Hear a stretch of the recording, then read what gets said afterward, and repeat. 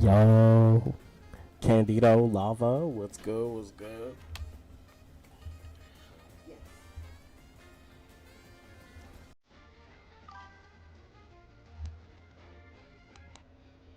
Okay. Y'all ready to lock in?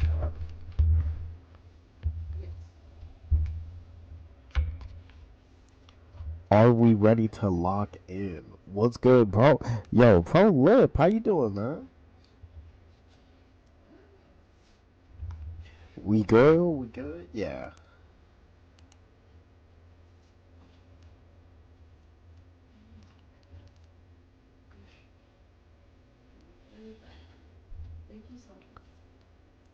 This splintered Fate game got me on my toes.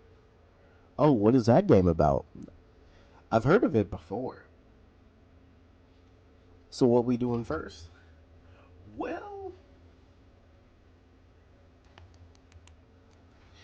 we're gonna watch this video that Lava has brought to my attention.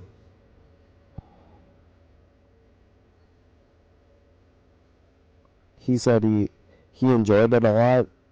Steve Doji, the Ninja Turtle game. Oh, okay. Is it enjoyable? Also, this is what I'm listening to. Get away from there right now. Chuck. Get away from there.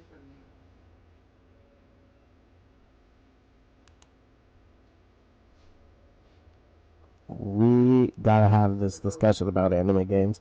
Oh yes. When I turn this on, Candido, Pro Lip, 100%. I think you have the game too. I think I do. It's on sale, 60% off. I gotta see.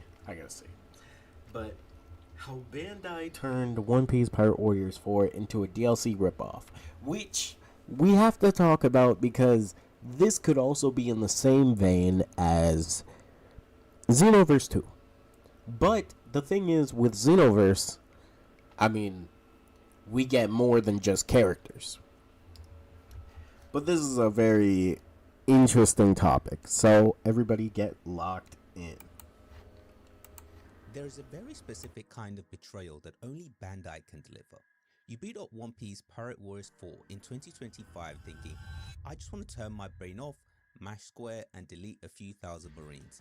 And then the game looks back at you thinking, sure Captain, but have you accepted soul maps into your life?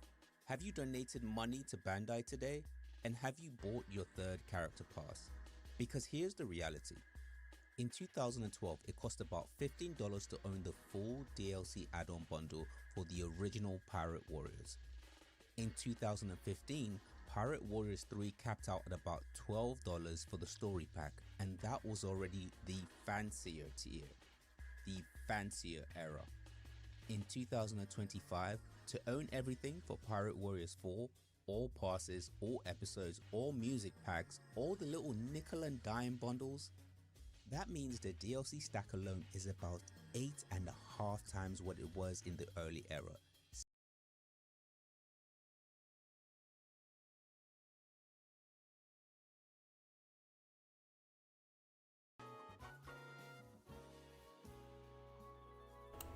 All right, this is where I have to chime in.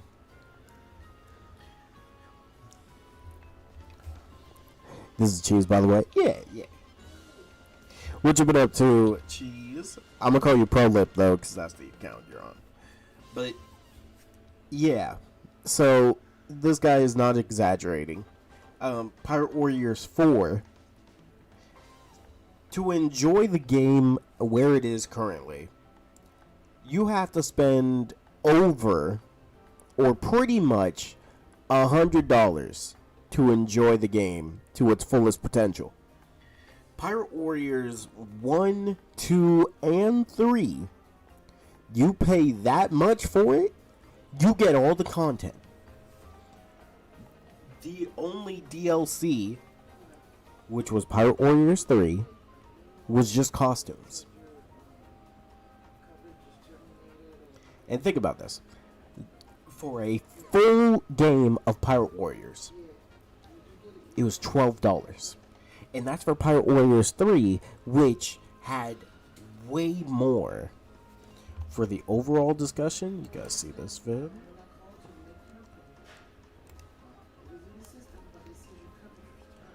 Okay, could you put that in the Discord and add me? Because I can't. I can't do that from Streamlabs. I should sign in, honestly. But, yeah. Off rip, this is the craziest scam. Now, Candido, to let you know the history of Pirate Warriors. Pirate Warriors 1, 2, and 3 literally had more base game, more actual story mode, and more content for people to enjoy. The reason why I kept playing Pirate Warriors 4 is because, unlike a lot of people who cover the Pirate Warriors series, I played it. I streamed this game. I did more for this game than Bandai has ever done. And I know that's gonna sound crazy, but really think about this. The selling point of Pirate Warriors 4 that they even made a whole trailer for was multiplayer. When this game first came out, I played this game to full.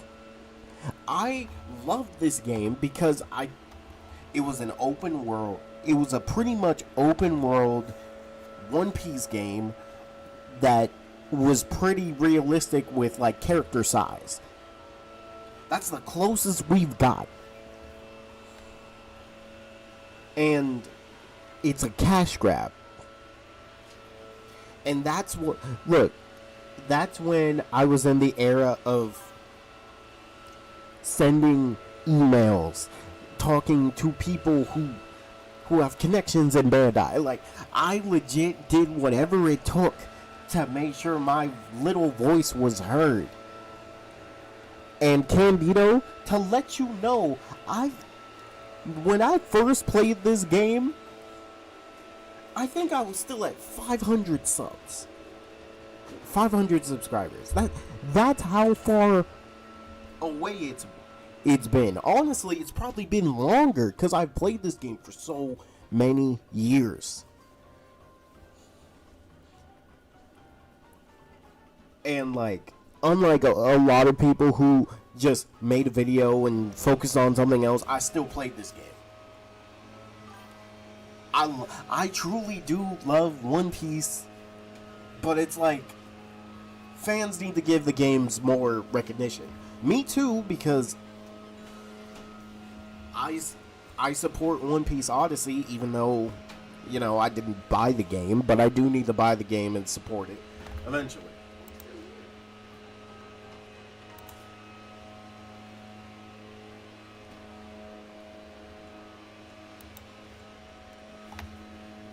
Okay, now, get ready. Because it doesn't just stop there. And also, pro lip, besides that Ninja Turtles game, have you been doing anything else? Same franchise, same basic fantasy, completely different deal.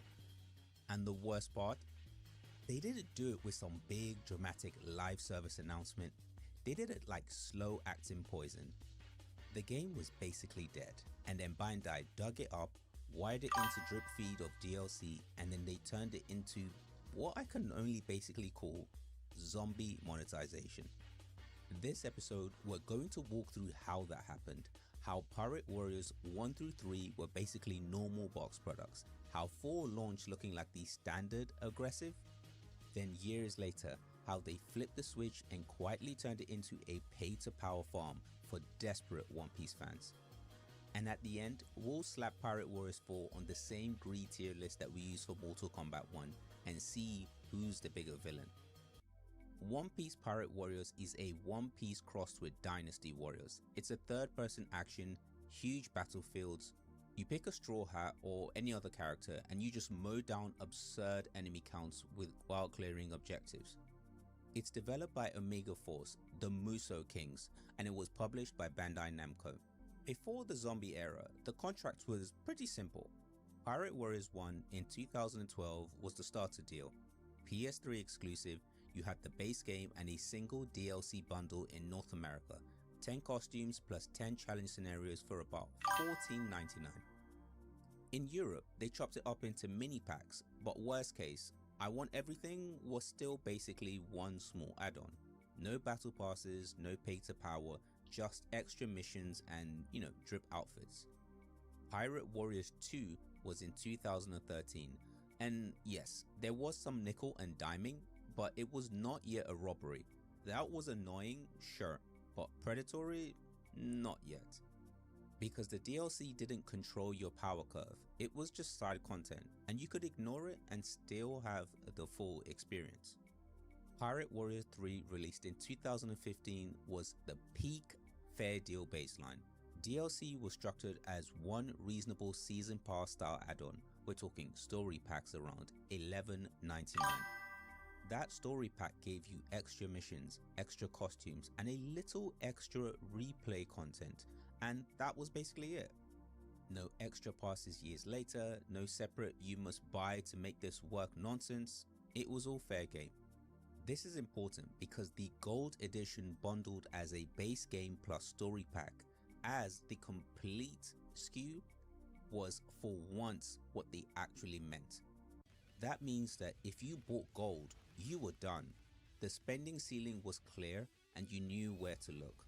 And progression was also honest. You couldn't swipe your way to power, the ceiling was earned through gameplay systems and time investments, not your credit card number. That's the contract. Buy once and maybe a single season pass if you were keen. You grind to power and you're done. Now, I want you to hold that in your head because now we're going to break it. Pirate Warriors 4 drops in 2020 and this was the phase 1 launch era. Now it was slightly greedier but it was still recognizable. Base game around $59.99 at launch, base roster around 43 characters, a season pass later branded as Character Pass 1 for $29.99. That pass included the whole Cake Island pack, the Worst Generation pack, the Land of Wayno pack, and it was 9 extra characters total. So already, the DLC pass is basically 50% of the game's launch price. The greed dial is turning up, but still around the industry standard modern day nonsense. The deluxe or ultimate editions in this era are exactly what you'd expect. Base game plus Character Pass 1. Phase 2 is the dormancy era, from 2021 to 2022.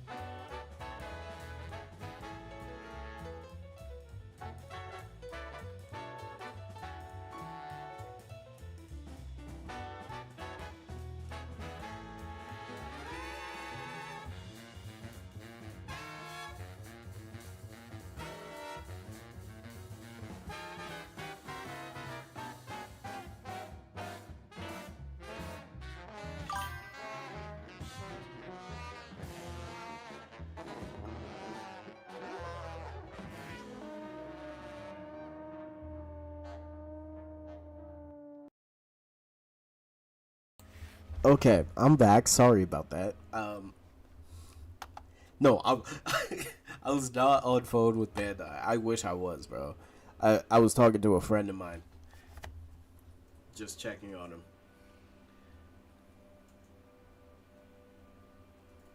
Okay, let's go back and I'll discuss and talk about the stuff. Warrior 3, released in 2015, was the peak Oh yeah, I saw the video, Lava. I'm gonna pull that video up after. fair deal baseline. Thank you for that. DLC was structured as one reasonable season pass style add-on. We're talking story packs around $11.99. That story pack gave you extra missions, extra Do you hear that? One DLC pack. One DLC pack from Pirate Warriors 3 gave you extra missions overall, extra stuff, extra achievements, all of that. One story pack, just one.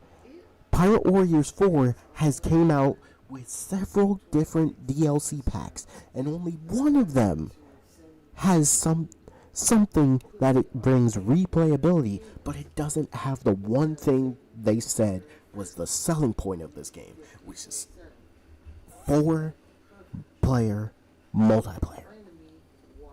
Why have 4-player multiplayer if all the content that's in the game can just be done by yourself?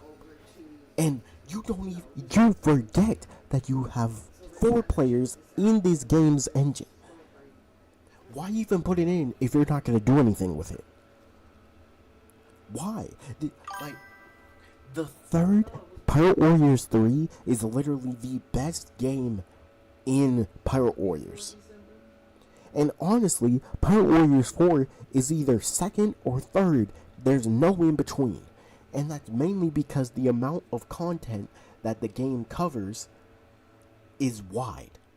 We get Kaido. This is the first game where Gold D. Roger has a full moveset. Where Gear 5th is in a game. Where freaking Yamato is in a game. We got Awakened Luigi. Like, this game covers so much manga content, Candido. To put this in the perspective of Dragon Ball Z, Pirate Warriors 4 covers everything up to the Moro arc before the anime even shows it off. Like, say Dragon Ball Super comes back, the DLC content covered stuff that only manga people who know the manga would understand. Like, half of the stuff that we're getting in Pirate Warriors 4 right now barely has been even shown in the anime. Like, to put this in perspective, Odin, the last DLC character of 2022, he was shown off in this game before they even showed off what his colors would be in the actual anime. He was still a silhouette in the anime. But yet in this game, we get his full moveset, everything.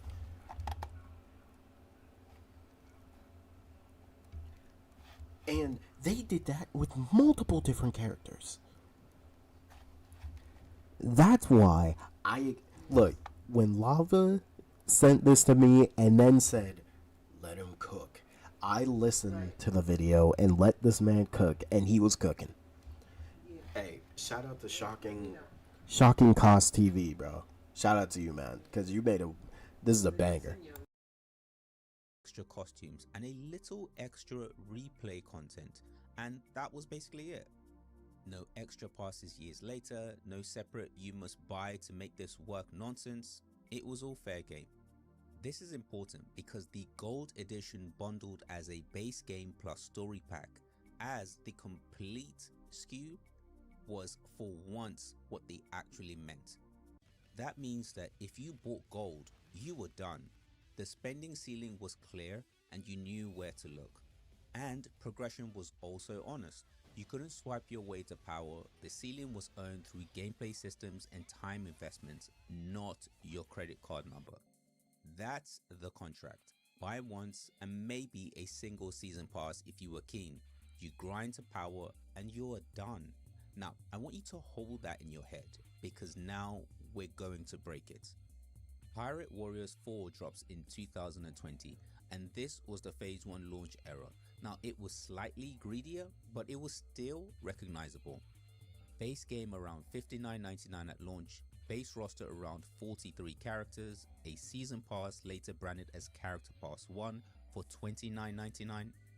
That pass included the whole Cake Island pack, the Worst Generation pack, the Land of Wayno pack, and it was 9 extra characters total. So already, So, Candido, take a look at that. Take a look at that. Pirate Warriors 3 DLC, which that DLC came with more costumes, more missions.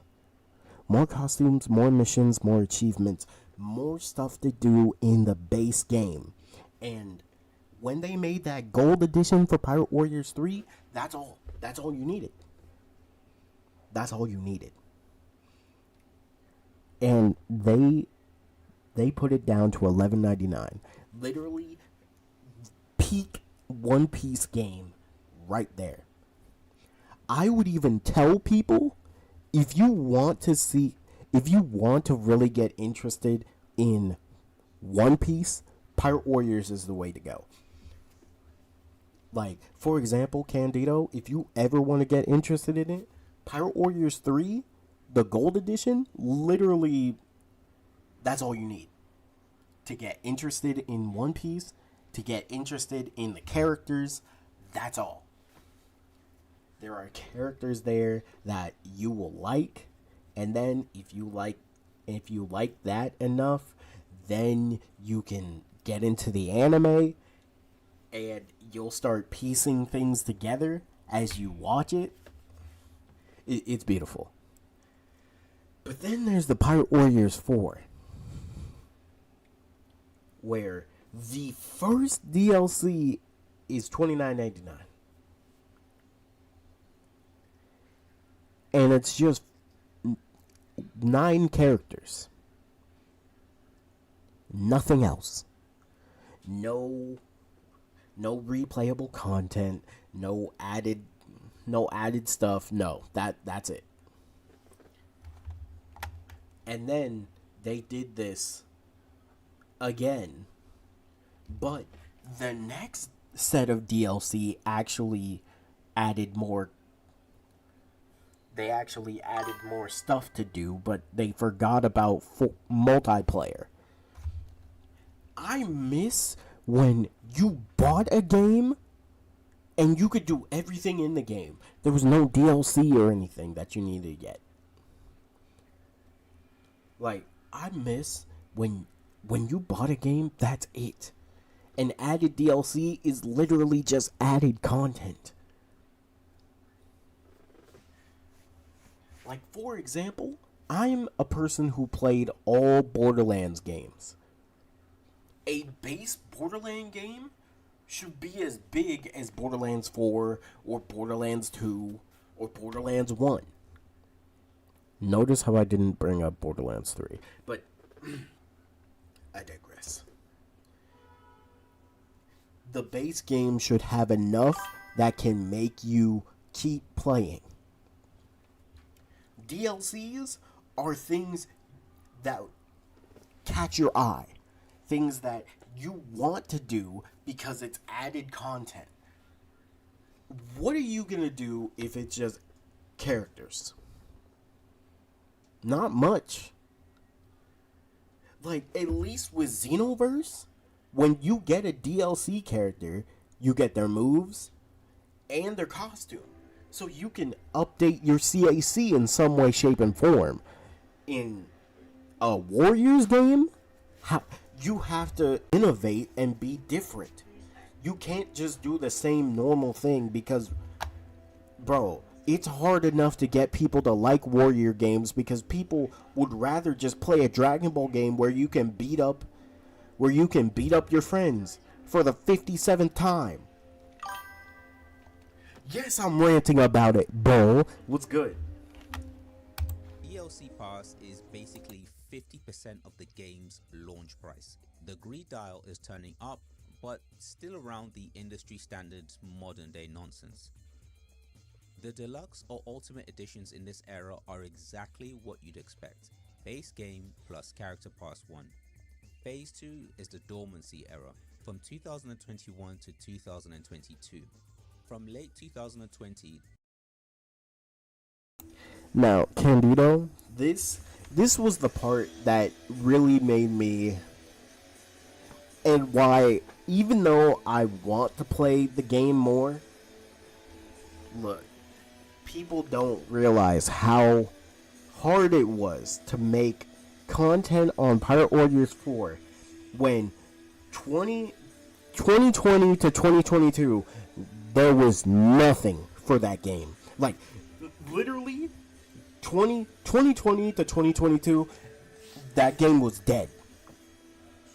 Literally, the DLC characters gave that game a heartbeat, then it died again. You know how crazy that is? Like, if we just talk about base games and no DLC, this game died faster than Sparking Zero. And no exaggeration. No exaggeration. This game died on release because there wasn't enough, base game content compared to Pirate Warriors 3. Pirate Warriors 3, there were different game modes where you could play with a friend and do stuff in. In Pirate Warriors 4, we have 4 players. Bro, don't say I saved Pirate Warriors 4. I did not save the game. I was just the only one who tried. I tried. That's at least what I can say. Did it work? I don't know. I play Candido to put it in perspective, because you came in when I started the TP Metal Cartel. But the Pirate Warriors 4, this Pirate Warriors 4 era was during COVID. And I was doing multiplayer all the time. Like, I tried to do cool new fun stuff with it. Like, tried to get every character, try to win with every character in the Bounty Rush mode. Or we had different themes, or trying to win with the worst characters in the game. It was, I'll tell you this, even though I didn't stream this part, when Bull had to beat this dude named Nightly Inferno, it was so crazy, because this man Bull got this man so pissed because he beat him with Usopp, one of the worst characters in the game, and Bull somehow beat him in the Bounty Rush mode. I've never seen somebody get so mad. But if y'all could hear the trash talk Bull was saying. But yeah, really think about this. This game was dead for 3 years. And I'm gonna say this. The last DLC for this game literally made people realize, wait, you can make money from One Piece games? And I'm saying that because Odin by himself, and I'm saying Odin by himself made this game sell over 1 million. The last DLC. Custom still couldn't believe it. But Custom, Huncho Bowl, freaking Makai saying, actually, a couple other YouTubers, even Grey Fang, Gray Fang, a bunch of different One Piece YouTubers that covered this game. I don't know why, but everybody's saying I'm the reason this game is alive. Like, custom, custom called me, and I can't, bro. He called me the MLK of Pirate Warriors 4, and that got me. I never laughed so hard in my life, bro. And then Makai started this Pirate Warriors guy thing.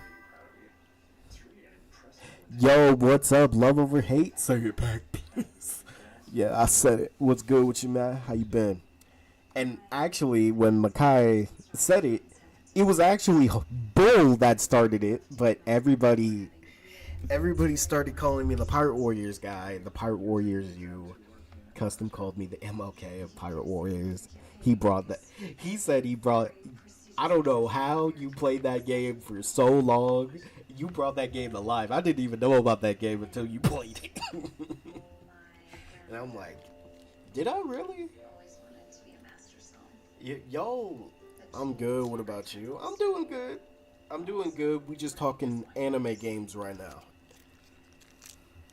Because after Pirate Warriors, we're gonna go to the Sparking Zero community, and then we go into Xenoverse. The Pirate Warriors go.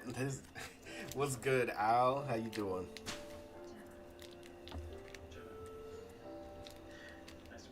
By the way, I was in Soul's stream yesterday on Twitch. Soul47 for anybody who doesn't know. This guy, he covers a lot of Bounty Rush content. And for some reason, he knows about my Pirate Warrior streams. I don't know how or why, but he knows about them, which is pretty crazy to me. Okay, verse of the day. Stop doing wrong. Learn to do right. Seek justice. Encourage the oppressed. Defend the cause of the fatherless. Plead the case of the widow. Isaiah 1:16 through 17. Thank you for the verse of the day. Look,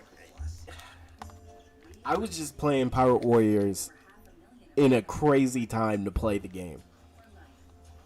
Alright, let's continue. Through to 2022, the game goes silent. No second season pass, no big updates. Community moves on and starts speculating about Pirate Warriors 5 instead. Then we slide into phase 3, zombie monetization, from 2023 onwards. This is the resurrection era. Then One Piece blows up again. The feature-length movie Red is garnering extreme levels of hype. Gear 5 breaks the internet. Onigashima turns the fandom completely feral, and Bandai Namco looks at the charts and starts thinking, we could spend years and millions making Pirate Warriors 5, or we could dig up Pirate Warriors 4 and sell you the same game twice. So they do exactly that. They resurrect a 3-year-old Muso as a new product. Character Pass 2 announced in 2023, again at $29.99. Now, Character Pass 3 was teased and then launched also at $29.99, stretching the roadmap out to 2026. New Ultimate and Legendary Editions hit storefronts, all with slightly different content. The game has gone from 1 base plus 1 pass equals done, to base plus pass 1 plus pass 2 plus pass 3 plus episodes pack plus music packs plus bundles, all built on the same 2020 foundation. This is what I mean by zombie monetization. They didn't build a new game. They bolted a multi-year cash machine onto a corpse and let the fandom hype do the marketing. Now we unpack the dirty tactics one by one. Exhibit A. Pay to power disguised as extra episodes. Remember Pirate Warriors 3? Power was earned. You paid for extra content, not permission to fully engage with the progression system. Pirate Warriors 4 post-resurrection introduces soul maps. I want you to think of soul maps as extra pages of progression for your characters, deeper upgrades, more build options, higher ceilings. On the surface, that sounds cool, right? But in practice, they tie meaningful progression layers to the additional episode packs. You miss progression access that affects how far you can push characters and how complete your builds can become. Soul currency drops through gameplay, but players widely report that the free path feels slow and demotivating. While the episode's content is designed as the cleanest, most efficient place to engage with that progression, they created the problem and then sold you the solution. Exhibit B, the product version trap. Now, let's talk about product confusion. In 2025, if you open a storefront, you don't just see Pirate Warriors 4. You see the base game, deluxe, ultimate, legendary, separate character passes, music passes, episode pack. But the devil is truly in the detail. On many listings, the Ultimate Edition includes the base game, Character Pass 1, Character Pass 2, and the additional episode packs, but not Character Pass 3. So technically, it's not Ultimate. It deliberately misses the newest DLC characters, yet the name screams complete package. Meanwhile, the Legendary Edition includes the base game, Character Pass 1, Character Pass 2, Character Pass 3, and all the episode packs, and still doesn't include the music packs. It exists to catch uninformed buyers who just assume that the name means done. Exhibit C, the music tax. Bandai takes advantage of that and sells anime song packs around $16.99, the film Red song pack around $9.99. Now, Pirate Warriors 4 in 2025 looks like this. Total DLC bundle is $126.93. Don't forget, it sits around $39.99. So, 4.5 looks like this. Total DLC bundle is $120. No exaggeration. That's how much it is.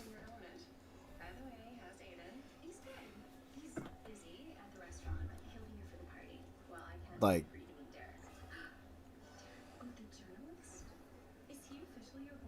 when you really buy everything, which thankfully I did not, that's how much money you're spending on Pirate Warriors 4, which they need to lock in and make a full version with everything on it.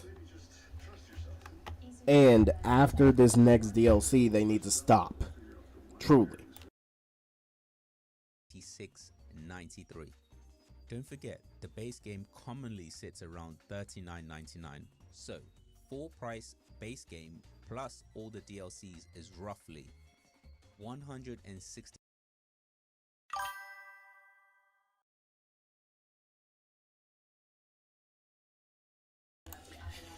With the base price of the game, you're paying $166.92. Now, think about this, but Xenoverse 2. If you had to ask me between Pirate Warriors and Xenoverse, I'd say get Xenoverse. Because with Xenoverse, you can at least skip DLCs. You can with this game, but to get replayability, you'll need to get all of Season 2's DLC with the new special logs. I think this will be the last DLC. I pray it is. Because if they keep giving us DLC with no other content besides characters, it's just not worth it. It's really just not worth it. And the game has its live service aspects. We'll talk about Xenoverse in a few minutes, but for sure, Xenoverse right now, I would say, is the best ongoing anime game, which is crazy to say. But, you know, this is just the world we live in. Pirate Warriors, it's a Dynasty Warrior game. They're not giving people the Dynasty Warrior type of love.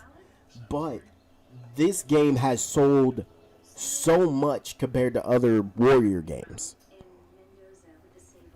Like it's crazy, but at the same time, it's sad because of where Pirate Warriors 4 is currently. 66.92. When it comes to access greed, it is insane that a 2020 game has gone over $120 of DLC stacked on top of it in 2025, and the word ultimate can just basically lie in your face. This one is straight up S tier. Progression greed. Now, soul maps are tied to episode pack, which means more money touches meaningful progression access. Again, S tier levels. Overall, I didn't come into this franchise expecting it to be like this, but I do have to say that overall, the greed rank for Pirate Warriors 4 is high S tier in this series. So where does this leave you? If you're a One Piece fan and you've put time into Pirate Warriors 4, none of this means that you're stupid. It means that the game slowly shifted under your feet while you were just trying to smack Marines around with Gear 5. 2012, around $15 got you costumes and challenge maps. In 2015, one $12 story pack tied a bow to a complete game. In 2025, you can blow over 150 on a single Muso title that pretended that it was finished years ago, and it's still missing music unless you're willing to pay the music tax. That's not supporting a game you love, that's just feeding a zombie someone dressed in Luffy's clothes. Now, confession booth time. If you've ever bought any Pirate Warriors game, especially 4, drop your confessions in the comments. How much did you spend, what did you buy, and when did you realize that the deal had changed? Put PW confession at the start so that I can find them later. Then vote on the next target, Tekken 8, Street Fighter 6, or any other anime game, whatever. Until then, if you see a legendary or ultimate edition on sale that still needs 3 passes and a music pack, just remember, it's not legendary, it's not ultimate, it's just another shovel of dirt on top of the grave where buy once and own the game used to be. There is a very specific And he's not wrong. He's not wrong at all. Again, W video. I left my comment.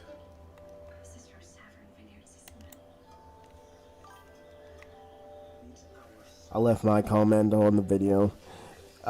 Mainly just saying that, reiterating what he says. But I specify about the 4-player aspect, because still told you to let him cook. Yeah, I let him cook. And he did not disappoint. Okay, let me get this.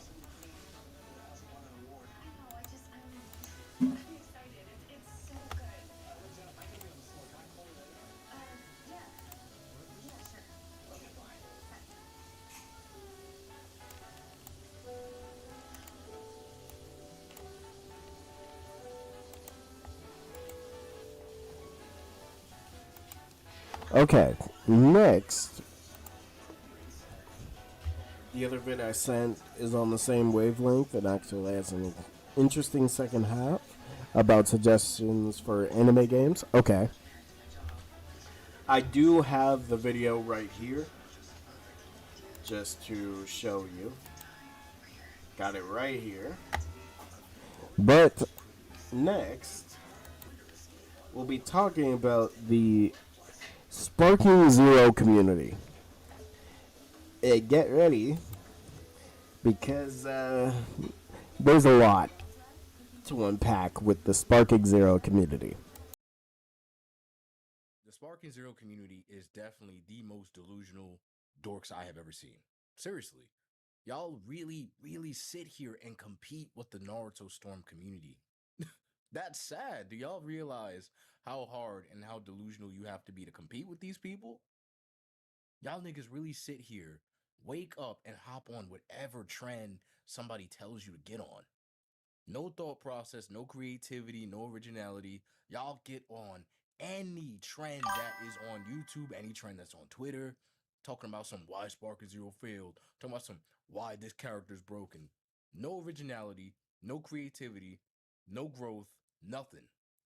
And these are the same people that jump back and forth between fences. These are the same people talking about how past games were better, talking about why Tenkaichi 3 is better, why this game is better. This shit is sad because people keep sitting here and the delusionality to blame a developer. Like, we get it, bro. We get it. It's not Tenkaichi 3. It's not Tenkaichi 2. It's not Tenkaichi 1. It's not Tenkaichi. We get it. We get it. How do you drop a game that's worse than what we had before? We get it. We've been saying this shit since November. It's up. We get it. We fell for the trap. But what deludes me is that people stand here and pretend like the community has nothing to do with it. We really sitting here and acting like Bandai is the bad guy, like the community didn't stand here and kill the same game they hyped up.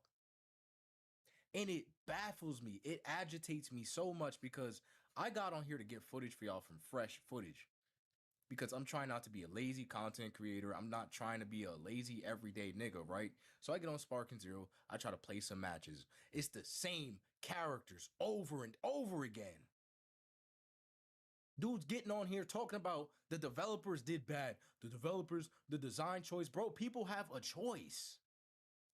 You wake up every single day playing UI Goku. And the Now, before I continue, Lava, Candido, anybody who has played a anime game, let me know something. When you let's just say Xenoverse as an example, just from the cast characters, who do you usually main in a Dragon Ball video game? Let me know. Who is usually your main in a Dragon Ball video game? Cause, and I'm gonna answer this after I say what I'm gonna say. Have you noticed that every high tier anime game? Let's talk about just high tier Dragon Ball games. Yes, just the cast. When it comes to just the cast characters, is that what's good with you, man? How you doing? But yeah, when it just comes to cast characters in a Dragon Ball video game, who do you main first? Me, I'm be honest, if he's in the game, Bojack.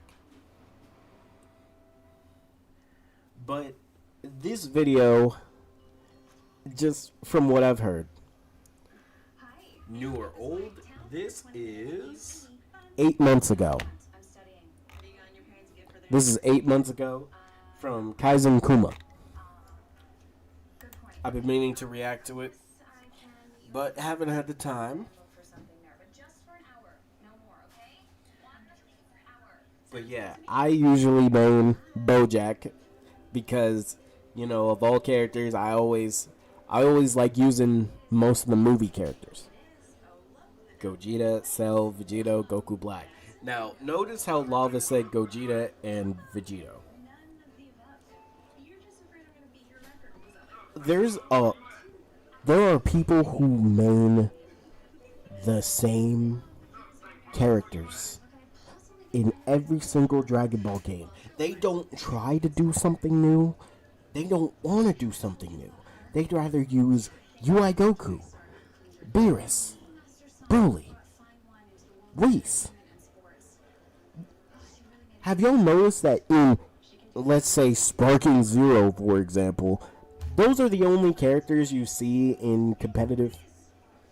That's all you see. You know, the characters with unblockable moves, characters who have so much damage they can kill you in one combo or one super. You know, it's like, why make a roster with over 200 characters just for people to use the same thing? And you could say the same with One Piece, but There are literal people who play One Piece games that don't pick the same character. In a Bleach game, let's be honest, there's going to be a lot of people maining Aizen or a broken Ichigo. We know it. Because most people will probably use the Mugetsu Ichigo, try to land a Mugetsu combo, just because people like Mugetsu.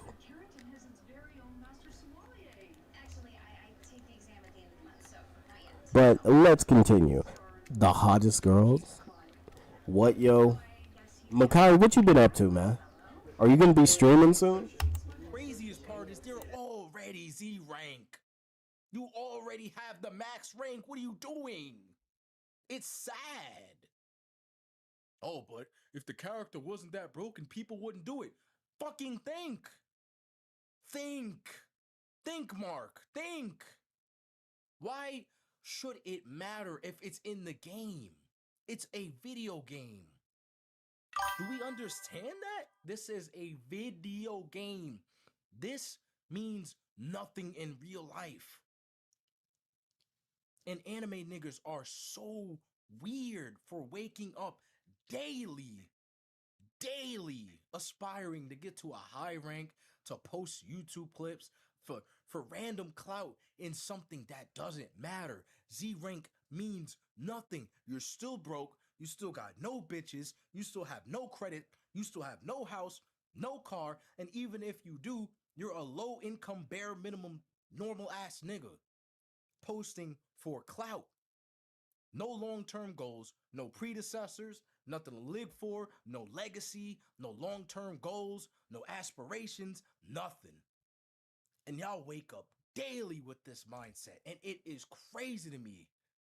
It's crazy to me, the lack of accountability. Oh, Bandai. Yes, I get it, bro. I keep saying it. They don't get a pass. We need to stop letting Bandai just make these games in general. We need to give Arc Systems or some of these other companies these licenses so that we can get content that is good. I would love a Fighter's Naruto, a Fighter's Bleach. That shit would be peak. A Fighter's My Hero, or Fighter's Dragon Ball Part 2, a Fighter's 2 or some shit. But we keep sitting here. I say we. Y'all niggas really keep sitting here and pretending like the player base ain't at full, while y'all are actively contributing to why the game is dog shit, why the community and the environment is dog shit. It's y'all. Y'all get on here every day uploading the same shit as the last man. Uploading the same nigga zoning was UI Goku talking about some unzad. Fuck that nigga, bro. What are we talking about?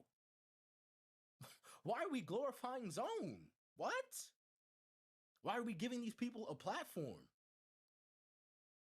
And then the same people, when the game dropped, hyping y'all up with early access gameplay, early access trailers, easy guides. I'm gonna be the top player, #1. These are the same dudes getting online week 1, frame 1. Talk about best Goku, the best Jiren, how to Broly. This character's insane. We don't blame the content creators though, right? We don't talk about how dudes get on here and gaslight, show y'all and put niggas on the plane like dorks, watch the game die, and then come back and make more content talking about why the game is dead. I don't get it, bro. How do we not see this? I get on YouTube daily. It's the same shit every day. Sparking Zero dead. Why Sparking Zero fell off. The downfall of Sparking Zero. How Sparking Zero changed. The historical event. Shut the fuck up, bro. We already know. Y'all have been doing this since I went to my father's house. It's sad. No originality, no plans, no effort. None of y'all did nothing. Y'all have been doing this shit since November. The game is not that bad. What's bad is people getting on there every single day doing the same shit. The same Beast Gohan, same UI Goku, same fusions. Y'all don't put them niggas down. Now, the question is he wrong? No. Because this isn't just for Sparking Zero. This is for Xenoverse as well. And why I stopped playing PvP. The PvP in Xenoverse 2 is one of the worst aspects of the game. Because you run into People who will do anything for a win. The hit players. And if you know what I'm talking about, you know. Anybody that uses Goku. It isn't over yet. It isn't over yet. It isn't over yet. It isn't over yet. If you know, you know. And yo, something else is that those people who are satanic that use the same move on their CACs and don't use anything else. You have a whole character where you can customize them and do something unique and everything. And what do? You just pick your CAC to spam one button.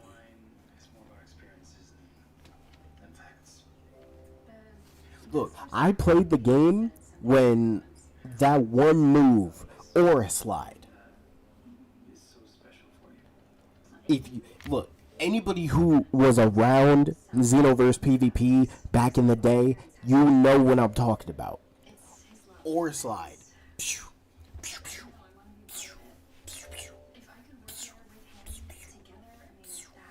That's all they did.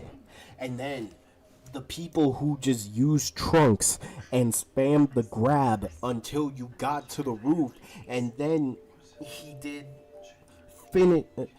disappear for good. Bro, and those people who just used Broly every match, and then they used that grab. It's like, yo, Broly's on PvP were those people who grabbed, and then they immediately charged the key blast, wait until they got stunned, run up, do another grab, and then charge another full key blast, and then they grab, and then they charge another key blast, and then they do the facepalm grab. Oh my god. And who else was there? Because there was Goku. Look, anytime you saw a Goku or Trunks, Gohan, you were in for a horrible match. If you saw Hit, God, I'm gonna even tell you, even the worst hits were horrible to play against because every single hit player plays the same, and that goes for Sparking Zero too. I haven't even played a competitive match yet.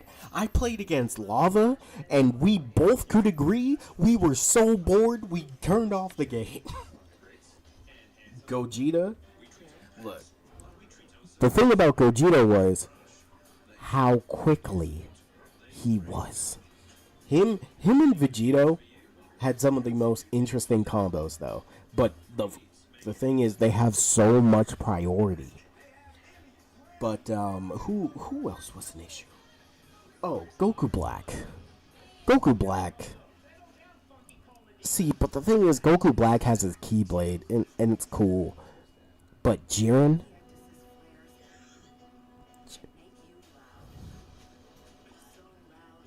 You Jiren players don't deserve anything. You got 3 DLCs for your bald-ass character. You wasted slots.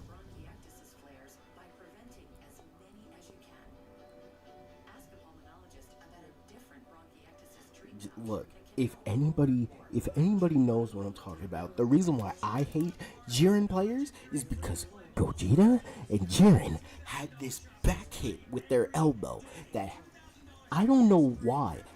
You think that move would have way more range the way they be hitting you from years long past. Bro, they hit me in my childhood. I swear. They hit me and I wasn't even in the physical game. How in the world did they stun me when I'm not even playable? Frost? Bro. Frost And Kaba they need, we need to be able to put moves on them.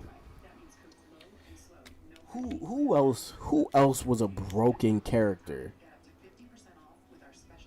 I won't lie, I liked fighting against Cell players.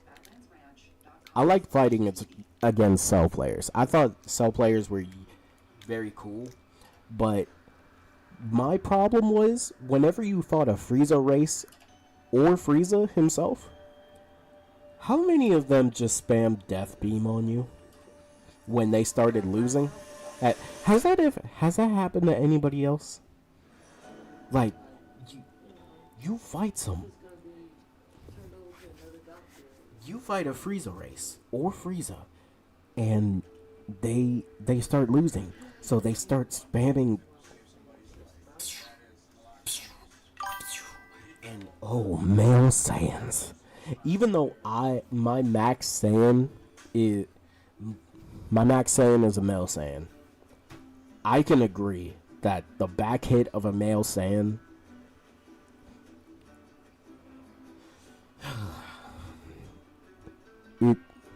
that thing scares me. The back hit of a male Saiyan is horrendous. But yo, you Namekian mains? Wait, that sounded racist.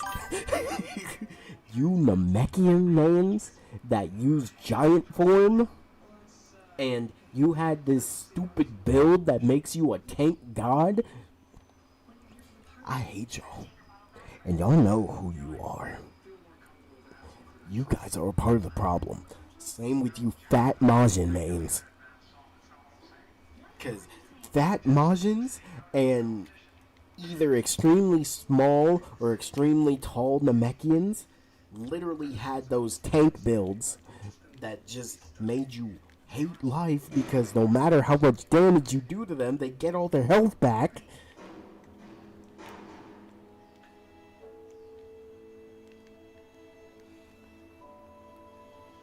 I'm one of them. Candido, you're a part of the problem. I'm sorry to tell you, man.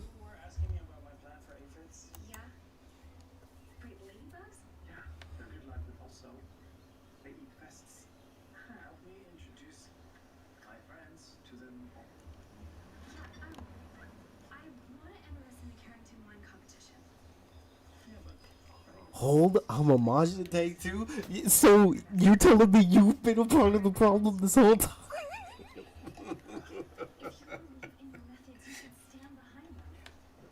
Bro, I'm telling you. Look, the male Majins always have a tank build. The female Majins, you get... Bro, if you fight a female Majin with like 3 bars... I'm telling you, 3 bars on a female Majin is scary. It's so scary. Because I hope that when we get level 199, yes, I agree, Lala. Get rid of the 3-bar strat for female Majins. I don't know how they keep getting it. I don't know how, but they gotta stop. I don't claim those weirdos, though. Okay, as long as you don't claim them, because if you did, there would have been issues. No, I'm just joking. But for real, don't be like them. All right, let's keep watching. We got 180 characters. I forgot we had 180 plus characters. I forgot. I had to Google it. I forgot how many characters we had in this game. Y'all get on here and play the same characters, and dudes make videos off of these characters because God forbid they play any other low tier, right? God forbid you put out effort. God forbid you don't play meta, because then people might not watch it. It's called personality. I don't get it. I seriously don't get it. And these are the same people in Twitter calls. These are the same people with high subscriber counts. They don't play the game after 1 or 2 weeks. They come back every other month to talk about the same shit that we've been talking about since November. Why Sparking Zero is bad. The failure of Sparking Zero. What happened to Sparking Zero? Tenkaichi. Why are, like, I seriously, don't get it. Lava. Look, man. The everything that I'm saying is before I fully joined Customs community. Like, that was when I was actually kind of locked into the PvP. That was a scary time, and I don't want to go back. But the things that I've seen, the things that I've done to people, I'm not happy about. You might see on my account that I have more losses than wins, because though a large amount of those losses are just because I fought this person for so long I gave up. No matter what I did, this person just did the same thing over and over. And or the worst part is that most of the time people get on Xenoverse 2. They have the worst connection, and you think I'm gonna sit there and play it? I'm not trying to play these bad connections. I'd rather just sit there. Look, you take the win. I don't care. So most people stop playing them. Yeah, I'm glad that giant Namekians suck a little bit. I'm glad. But it's also sad. Because, like, giant Namekian was cool. Yeah, man.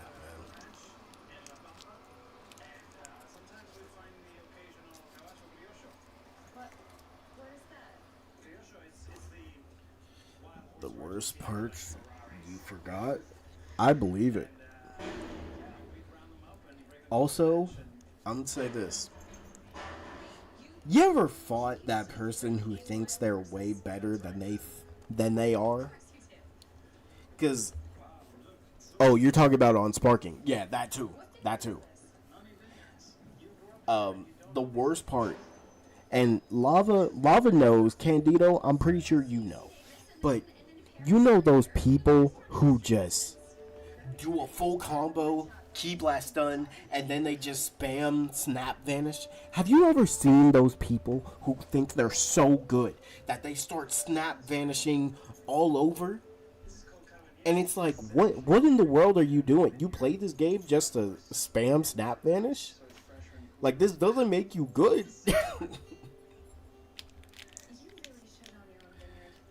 Oh my god. And then the worst part is when I started joining Customs community in, like, cool build videos or build streams where we did versus battles. Candido, Lava knows, there would always be that one person who comes in. Bro, there would always be that one person who joins who doesn't listen because they're like, oh, well, I'm better than all of you and I'm going to prove it because, yeah. How dare you all try to have fun on Xenoverse? I'm going to come in with a cast character and kill everybody. Bro. Oh my god. It irked me. Because it's like, bro, of all the people you could join, you want to join the people who are actually having fun on Xenoverse. And you want to ruin the fun by coming in playing a cast character when we're over here making Naruto characters. And then we had to resort to using Lava, XKPC. Like, we had to resort to using Lava or Weapon X to just put them in their place. Like, if I was still locked into the person I was, I would do it. Because Candido, what me and the entirety of the Customs community used to do, we used to do versus battles where we try to make a character from this anime or a character from a cartoon. Like, bro, we had this Naruto versus One Piece one, and we were going crazy with the builds. Then all of a sudden, this dude comes in using hit against Lava, and Lava got so pissed. He said, "No, no, no, no, no. Let's run it back. Let's run it back, and I fight you for real." And Lava put him in his place, and this dude was like, "Nah, nah. I still beat all y'all. Y'all suck." And then Lava's like, "But I beat you." He was like, "God, bro. We. I might need to pull up a clip." You forgot keystones, key builds, bro. Oh my god! And you play, and you get on this game every day. You get on this game every day just to play like that. It's crazy to me.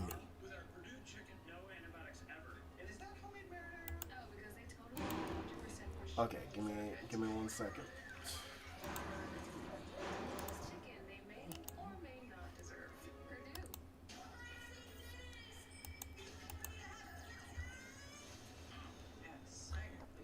Skip the 2 hours when.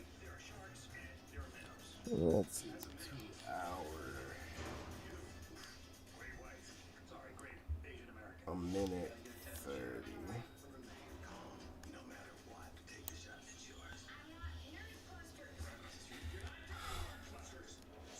Now, Candido, what you're about to see is part of the problem.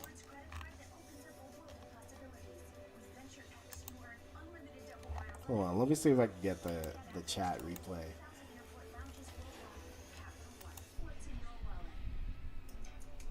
Damn. Oh, right. I was at work when this happened. I was at work when this happened, bro. I still come back. So, Candido, take a look. You see this creature? This person wanted to join. This person wanted to join, and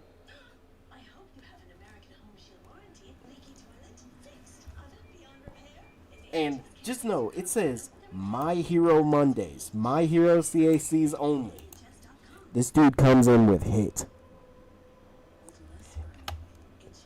Now I'm gonna let it play.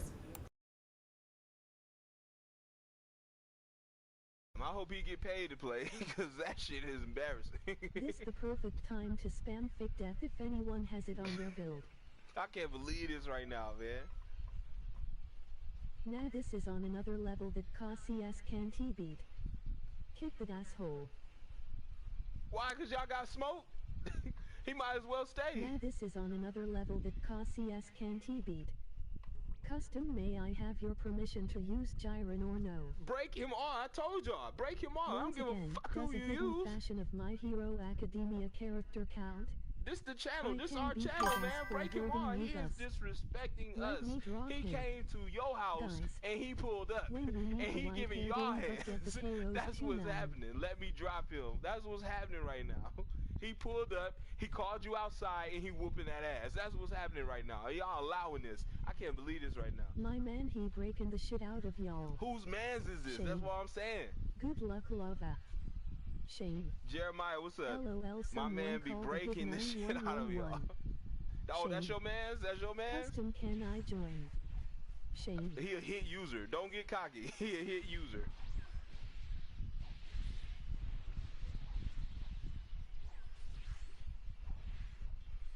Custom, can I join? It's embarrassing, man. I'm not taking no advice right now. This is embarrassing. I feel like ending this shit, man. Custom. I feel like ending this stream, G. It hurt my dad. Custom and piston going to break a bitch ass neck and going to beat his ass. Kick his ass, lava, good luck. Damn, he makes me glad I am still on a break from Xenoverse 2, emoji happy tears. Goku 2K2001 offline. Make sure to go stalk on the sexy badass goddess Instagram, really good stuff, do it for the plot, you are skipping the rest. I want to beat the booty juice out of him. Saitama, where are you, Sai? With my man's extentation, my man was a god. Press F to pay respects. The caped baldy won't come, so we send in Jiren. Come on, lava, cheese him.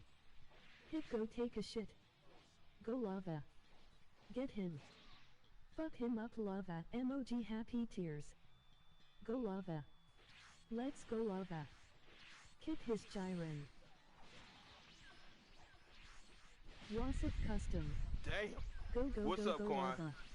Fuck him up live. That's what I'm saying. Lava. Lava. Woo. You can do it, lava. Custom, we shouldn't have a CAG All-Stars battle, that way nobody can disrespect your channel. Right now, since my Custom, we hero shouldn't have a Academia CSC's Monday, All-Stars PD. battle. That way nobody...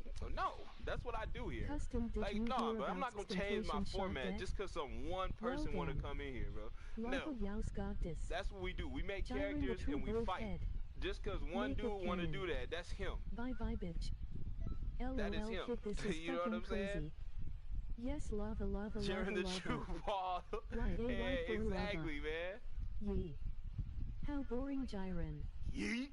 Custom, did you hear Oh, about hell X? yeah. Yeah, I heard, You man. they I say heard. Five Guys is fake. Raccoon! You do well. Fuck out of here.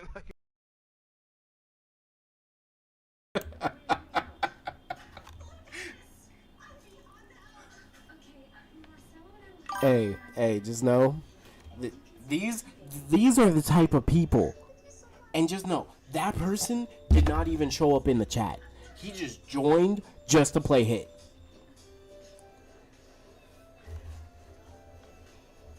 And it's like,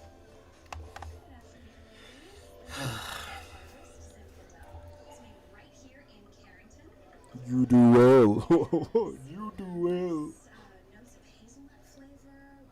Man, I miss Momo, bro. I miss Momo.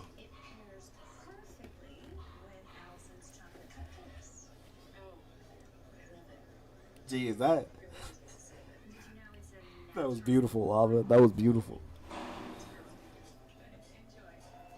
And the fact of all characters, you use Jiren. And the thing is,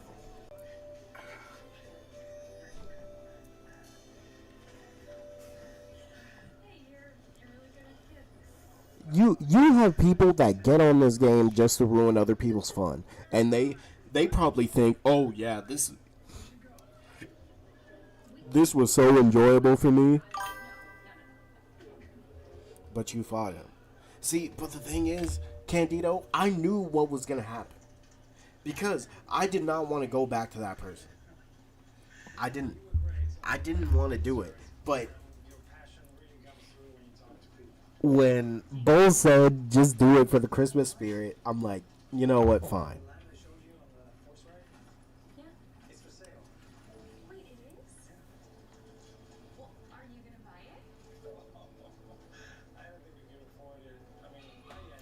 Broke off a hit with Jaren.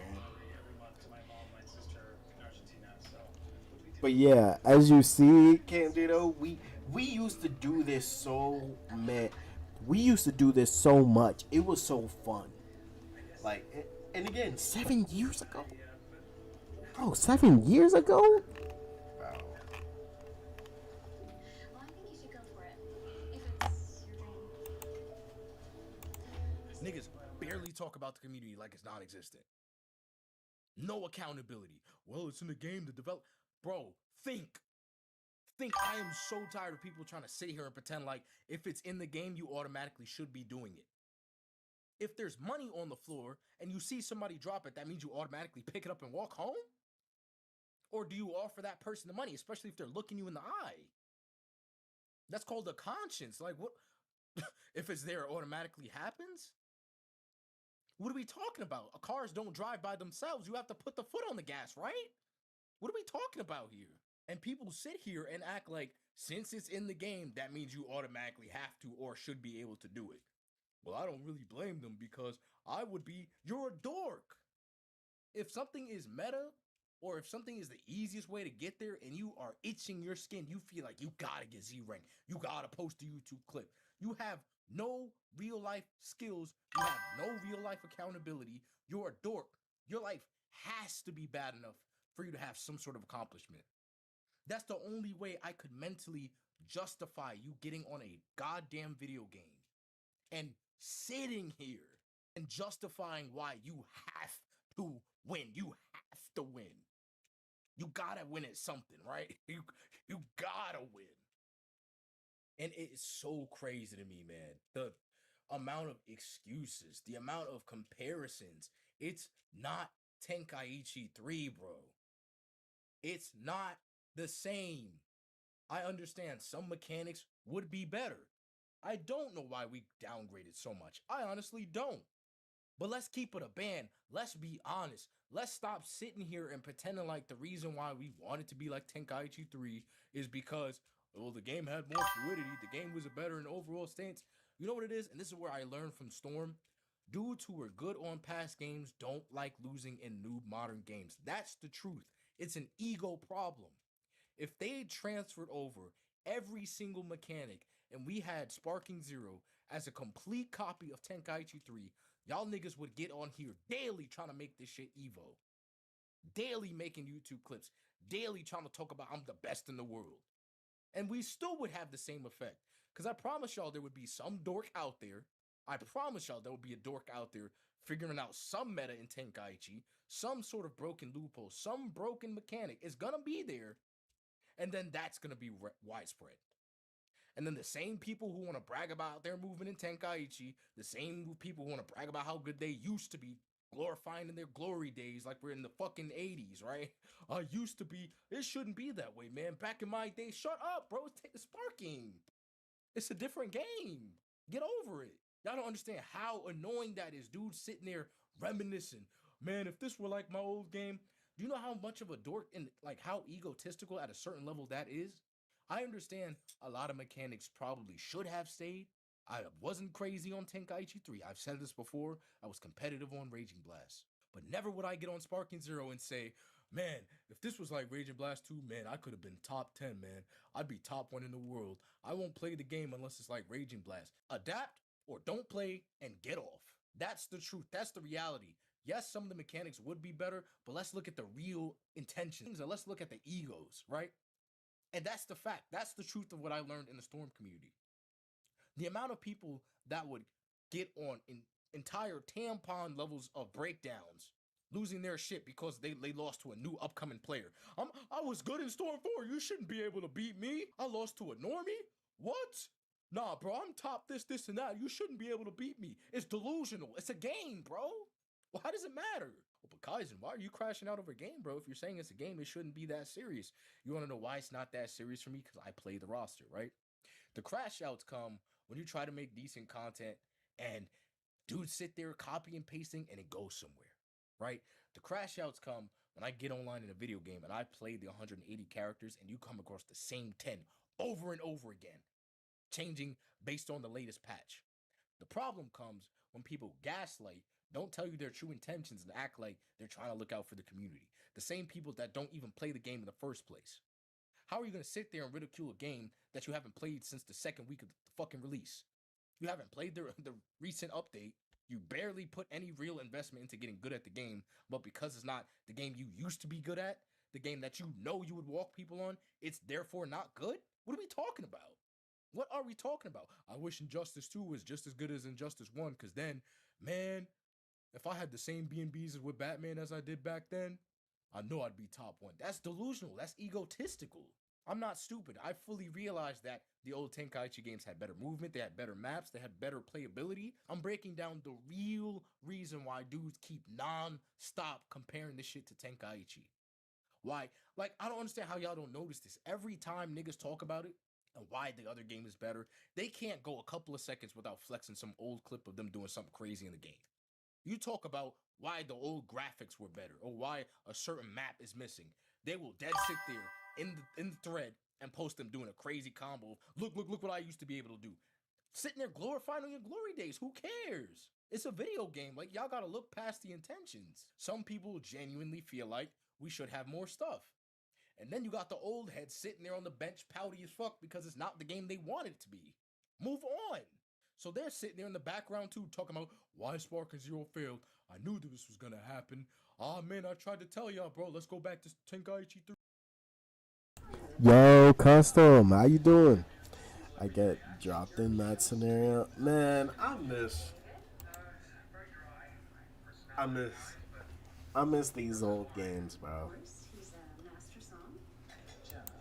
You know what? I won't lie. I gotta see Lava beat this dude one more time. Just give me a second. Academia character count. This the channel. This our channel, man. Break him on. He is disrespecting us. He came to your house and he pulled up and he giving y'all hands. That's what's happening. Let me drop him. That's what's happening right now. He pulled up. He called you outside and he whooping that ass. That's what's happening right now. Y'all. Oh, the person who was rambling, his name is Kaizen Kuma. Kaizen Kuma, he posted this video 8 months ago. I just haven't been able to watch it. How you doing, Custom? What's good? Allowing this. I can't believe this right now. My man, he breaking the shit out of y'all. Whose man's is this? Shame. That's what I'm saying. Good luck, Lava. Shame. Jeremiah, what's up? LOL, My man be breaking the shit out of y'all. Oh, that's your man's? That's your man's? Custom, can I join? Shame. He a hit user. Don't get cocky. He a hit user.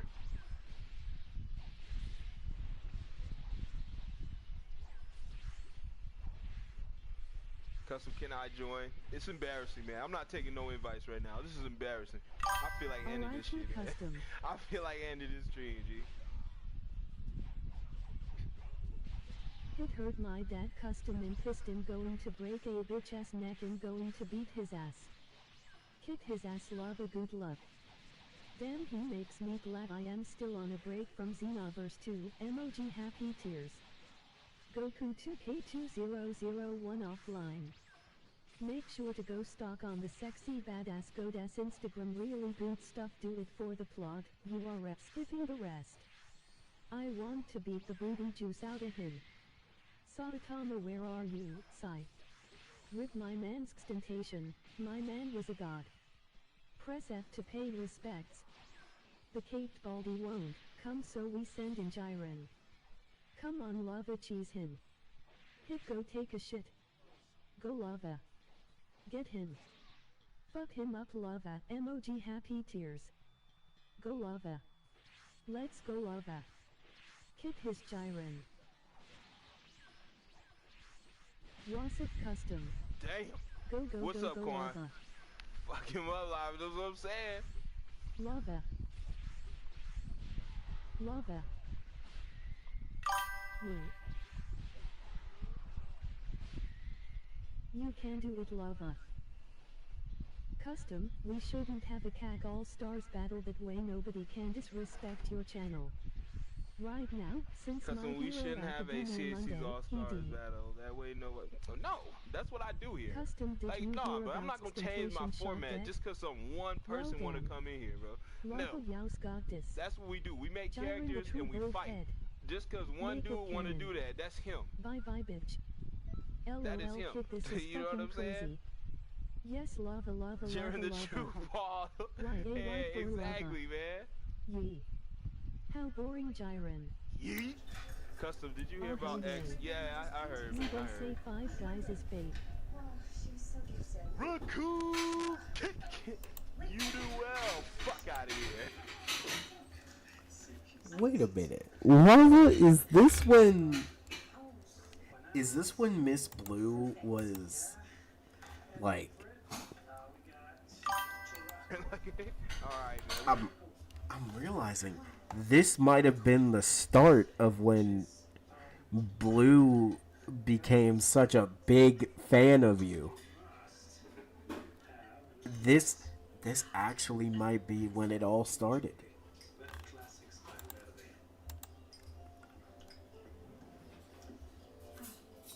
That is incredible. I must have the recipe. Get your ass out of here. Man, I miss doing that. type of stuff, man. It was so fun too. 3. So I can get back on a game you know you're better than majority of people up. Like, come on. Don't play nothing else. Sat there for 20, 15 years playing an emulator, good at one game. And I don't understand how nobody sees this stuff. I really don't understand how nobody sees this stuff. There's nothing wrong with being good at a game. There's nothing wrong about being proud of the game you used to be good on. I used to be amazing on Star Wars Battlefront 2 myself. I know what it's like when you get back on that game and you realize you're still good, you still got it. That's an amazing feeling. But you don't see me in every single video bring up how good I used to be in Battlefront 2. Most of y'all watching this video don't even know I used to make Battlefront 2 content until I just told you. But let you talk to one of these old heads, and all they mention nonstop is about their glory days, how good they used to be, what they used to do, old combos. Quick to play you on that game, but won't play you on Sparking Zero. That's the second thing that be making me crash out. Dudes with miscellaneous intentions that will sit there behind the scenes, try to gain clout in the community, talking about how good they used to be and why their opinions should be listened to. Because how Sparking Zero or how Tenkaichi 3 used to work way back in my day. And I get it. Some of the stuff is actual good input. We do need better movement. We do need some other stuff. But then y'all got a whole other document of shit that we don't need. Y'all just want to copy and paste game, like I said, so y'all can sit there, get on the game, and recreate the old stuff you used to do. Because again, that's the same game y'all played non-stop. I guess some people want to help the community. Some people genuinely have a passion for Sparking. Some people genuinely have a passion for Dragon Ball. And then there's those egotistical dorks who just want the game to be exact same copy because they already know they're good at said game. And that shit is crazy, nasty work. Nasty work. And I only bring that part of the community up because, again, it adds to the fire of why Sparking Zero failed, why Sparking Zero is such a bad game. And I get it, bro. Like I said, since November, dudes have been hate farming this game, but we really don't talk about all the extras. I'm legit one of the only content creators that will sit here with a mic and tell y'all the real behind the scenes shit, listening to people in calls, looking at their stuff, doing my homework, looking at their past content to tell y'all most of these dudes do not care about y'all. They don't care about this game. The same people talking about, I was going to do long-term sparking content, got on here, made gaslighty ass content, teaching niggas how to play broken characters, and dipped. Came back when the game was already cooked, mostly because of Bandai, but 95% because of y'all. Made hate farm videos, have been pumping that out since November, and have been passively eating. That has been the Sparking Zero cycle. We keep sitting here and talking about why Sparking Zero failed, the downfall of Sparking Zero, the mechanics, the lack of this, the lack of that. Now let's get on y'all ass too as well. Because dudes sitting here complaining, talking about all the missing stuff, what we don't have, the lack of content. The lack of content? The lack of content? My nigga, what do you care about a lack of content for if you're not playing all the character?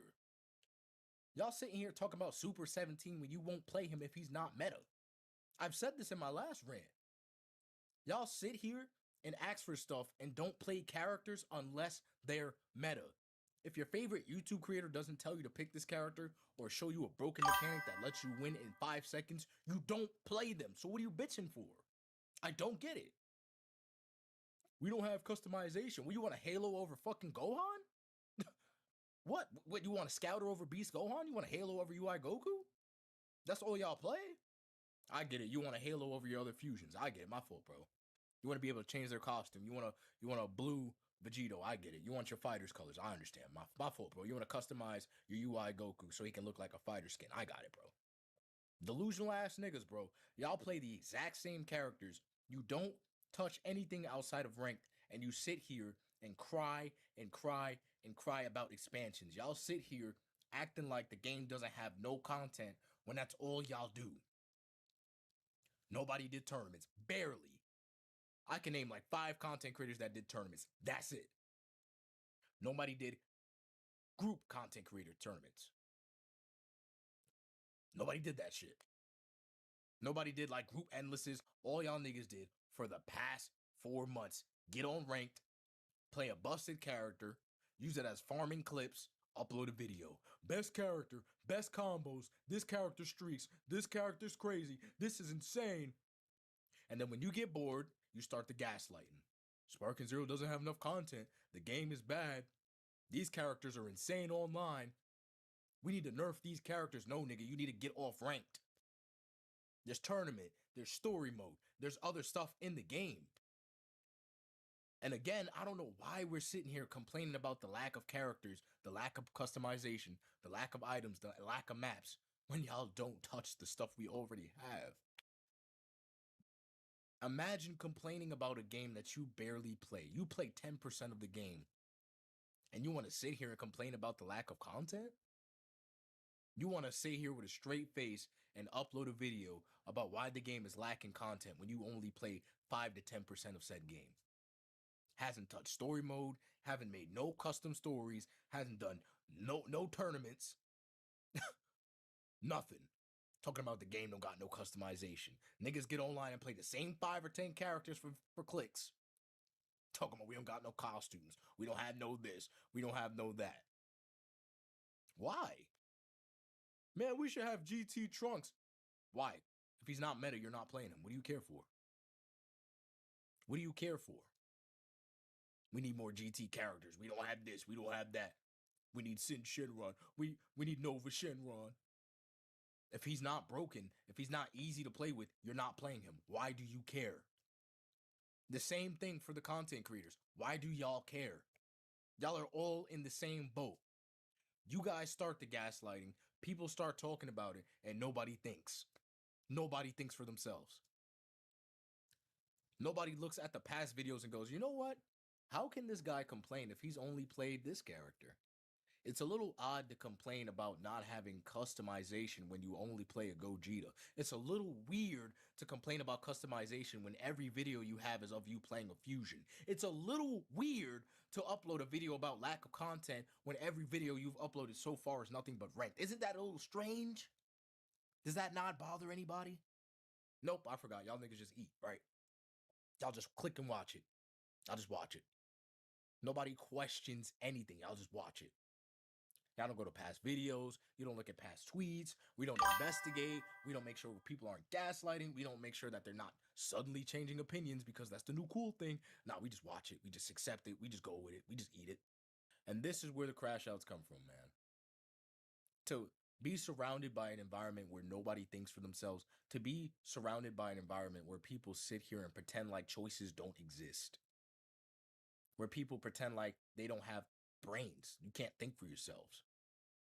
You don't play a character unless your favorite YouTuber tells you to.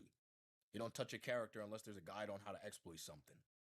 You don't touch a game or a character unless there's an infinite stun lock or some infinite combo, some infinite bullshit that wasn't game intended.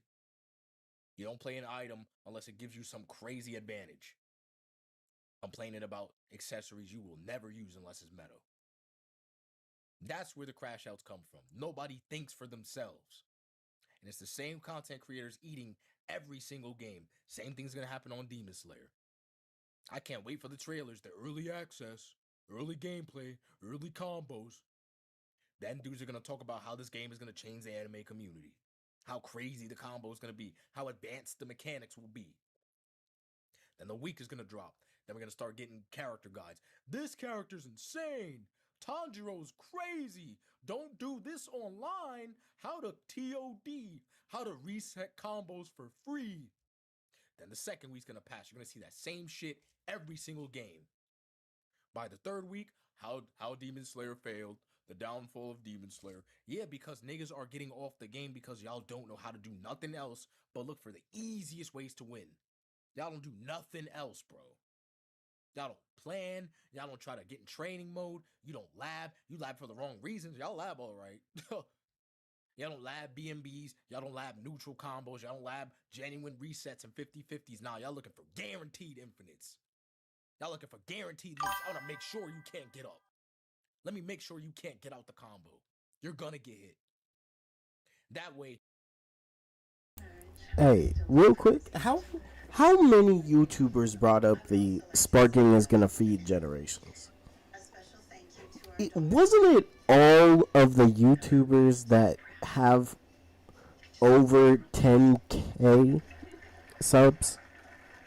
Like all the big YouTubers, C-Reacts, Rhyme Style, Afro, like that entire squad. And just know I do watch and appreciate their content, but those were the main ones who said that Sparking Zero was going to, like, Sparking Zero is a game where everybody could make videos from it. When in hindsight, their videos are the only ones. And let's just be honest. Like, this only helps the people who are already established. Because here's the thing. They said that this game is going to feed generations, but what they really meant was this game is going to feed them for generations. Because why watch any other person's video when they could just watch the Three Idiots and the Koopa? Three Idiots, into Koopa, Afro, freaking Moon Monkey, Omega Pro. Why would we watch some random person playing Goku when we could watch freaking C-Reacts or the Three Idiots, Afro use Goku? Like, again, it's the same people who benefit from it.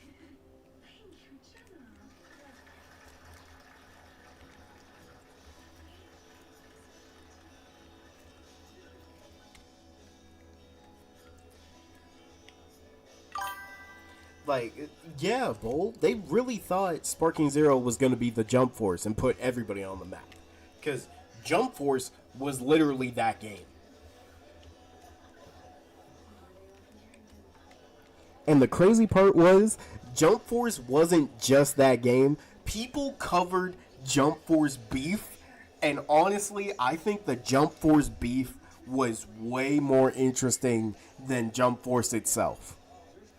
Like, the impact Jump Force had, the Jump Force beef impacted everybody's channel. But covering Jump Force by itself was big also.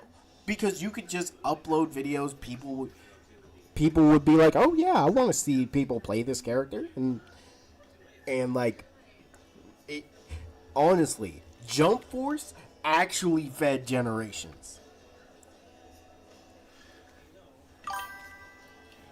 And what those people who said that Sparking Zero would feed generations, they don't realize that they hurt the anime community in general, because everybody was trying to get big from Sparking Zero. But then they realized way too late that the game had no content. And what happened? The game died. But Jump Force, hey, what if fights on Jump Force? They went crazy.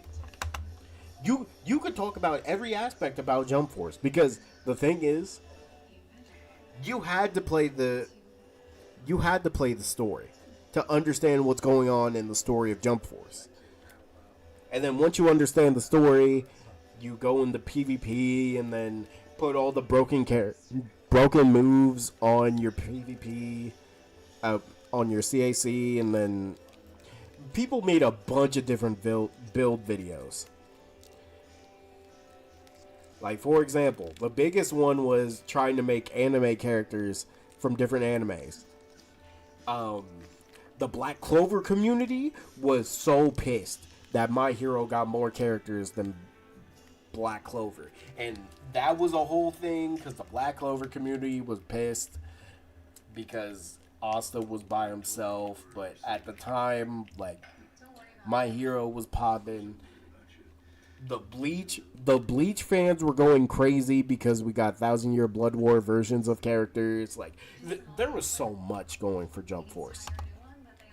And once they make the next Jump game, that's probably going to actually feed generations as well.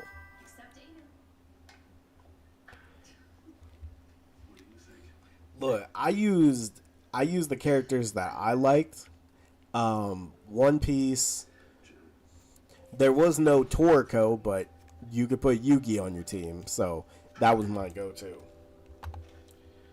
I'm going to tell you something your grandmother told me. Part of the Black Clover is garbage agenda era where 99% of people hated Black Clover and loved My Hero. Bro, it was a never-ending cycle. Never ending. Trust this CC2 JJK feeding generations? I don't know. I don't know about that. I don't know about that. We gotta see. We gotta see, brother. It's easier for me to. I want to believe it, though. I don't gotta think. I just gotta hit you with this infinite combo. Then I'll title it, "What? Don't do this in line. This has to be patched immediately. This needs to be fixed. This should be changed." Then we wait. 2 weeks later, I'll just make the next follow-up video. Gaslighting. How did this happen? The downfall of the community. This mechanic is bad. The community. The toxicity. But again, nobody pays attention, bro. Now just click view. Just watch. Listen. Don't change nothing. Every game. Same thing with Bleach. Same thing with Bleach. Frame 1. Y'all couldn't wait to get training mode. Looking for infinites. Y'all couldn't wait. Made a game where mechanically neutral is supposed to be enforced. Y'all couldn't wait. Fiending for infinites. Looking for ways. Make sure you break the game. Fiending. What did y'all do? Frame 1. Frame 1 couldn't wait to grab Byakuya. Couldn't wait to grab Ichigo. New patch just dropped. Can't wait to grab Aizen. Every game, Aizen. Every game, Byakuya. Bankai, Ichigo. Niggas lose one match, straight to Bankai. Straight to Aizen. Straight to Dangai. It's literally not even a Sparking Zero problem. It's game to game. Game to game. Y'all get on here and do this shit every single game. And it's the same people. Eating off the content, distributing the content, talking about the content. It's the same people doing the same shit over and over, and they get away with it. He can't keep getting away with this. This is how it feels, bro, to be a content creator. Every time I see the cycle start, I just think to myself, he can't keep getting away with it. And they get away with it. They get away with it. So yes, y'all, there's a very interesting Kaizen rant. And I hope y'all didn't just watch this for entertainment. I hope y'all listened to what I said. And I hope to God y'all actually think about it. Yeah, I'm so glad Bleach is in a better spot right now. Because, bro, first off, the netcode in Rebirth of Souls is so bad that you can't even get into a regular match. And then, when you get into a regular match, people either use Byakuya, Mugetsu Ichigo, or Aizen. And now that we have the DLC characters that are even more broken, now we have to deal with them. And it's horrible.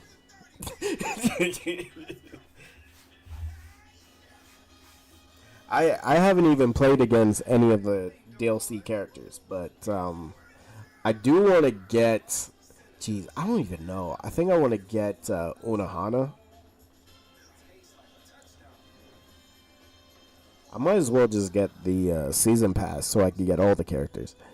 Rebirth combat mechanics just buns, and that's okay. Yeah. Because the thing is, if we get a Rebirth 2, they can upgrade from where the combat mechanics are right now. Like, it's okay for the game to have just alright mechanics. Because this is their first game. If the game is still fun for people, that means when they make a second game, they improve on what they have, and then boom, Rebirth 2 has better mechanics and it feels smoother to play. So all we have to do is just support the game, let it fail in certain aspects, and then boom. I'm good on Rebirth 2. Look, Soul Resonance, man, the combat is just very smooth on controller. It really is, bro. I think I think we gotta try different genres for Bleach though. Like a Bleach game that's just smooth, smooth to play, fun to play, fast to play. I look, I'm be in the minority. I want a Bleach Muso game. And I know people hate Muso games, but I'd let it happen if the combat is fun. Because you can't go wrong with just an okay Muso. Literally the exact same thing they did with CC2 Demon Slayer game. Oh God. I hear so much bad stuff about that CC2 Demon Slayer game. I mean, is it a good game though, Bull? I haven't gotten it obviously, but is it fun at least?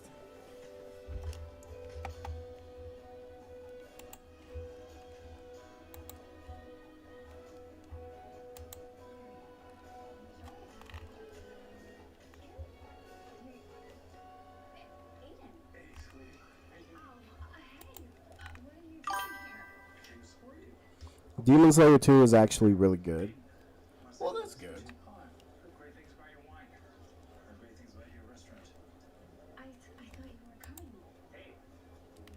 I thought the Demon Slayer game was doing good. I thought so too. Now, let's get into why most anime games suck. Anime games suck.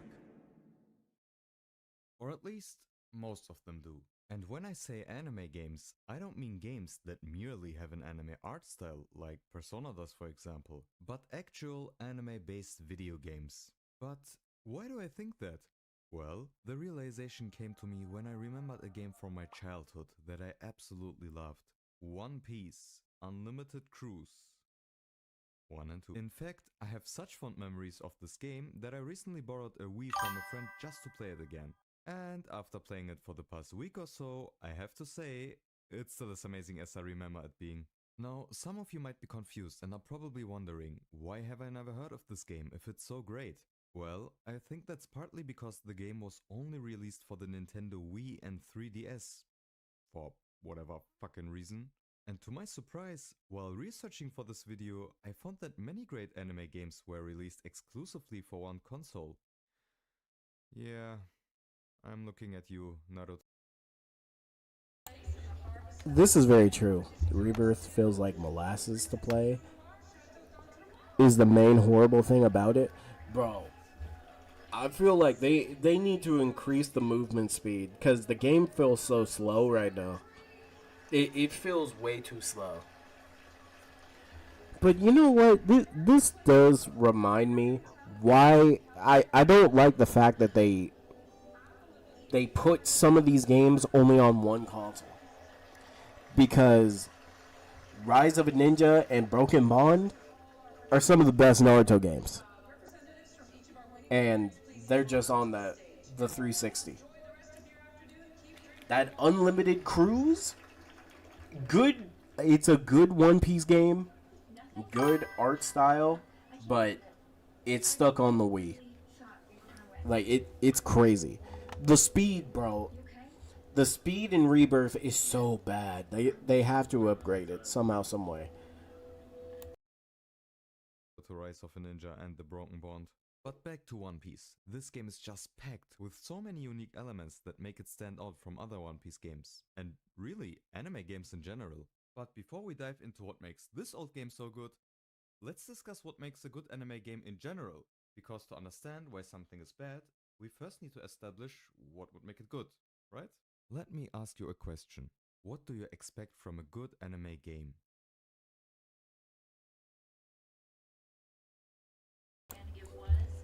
You don't know how difficult this question is.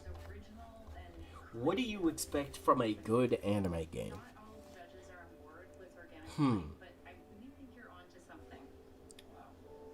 This goes back to what I was saying about Pirate Warrior series.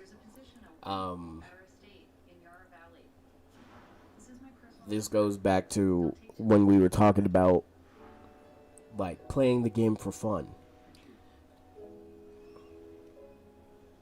If okay, a good anime game will keep you coming back to it every almost every day, almost weekly. What do I expect from a good anime game? I think of all of them, I'm gonna have to say replayability. A game with a lot of replayability, I will always come back to. That's why a lot of people still play Xenoverse. That's why a lot of people play most anime games. They need some type of replayability or a fun aspect. Like, for example, Black Clover Quartet Knights. I hope Dark is not in here because he's gonna be like, "Aight, bruh." But Black Clover Quartet Knights, for example, the game, it's fun when you have a full lobby. And those times where me, Bull, joined Knightley's group and we did a big like Black Clover session, all of those, it was such fun replayability. But it's just the fact that half of the characters are just broken and there needs to be buffs, but we're never going to get buffs for those characters. But like replayability is the biggest thing. Every good anime game also needs accuracy and needs to feel like the anime. I say most anime games are like that. Like almost every Dragon Ball game feels like a Dragon Ball game. Naruto, I won't lie, Shinobi Strikers does not feel like a Naruto game. One Piece, Pirate Warriors feels like a One Piece game. Most, I don't know. Every Bleach game, Bleach, it's like 50-50. Aside from the things we expect from every type of video games, such as a balanced difficulty, responsive controls, and up-to-date high-quality graphics, I reckon most of you would say that a good anime game specifically needs to feature engaging gameplay, coupled with a good battling system, innovation and creativity, while of course also being faithful to the source material, and maybe even replayability, because let's be honest, most anime games are played once and then forgotten.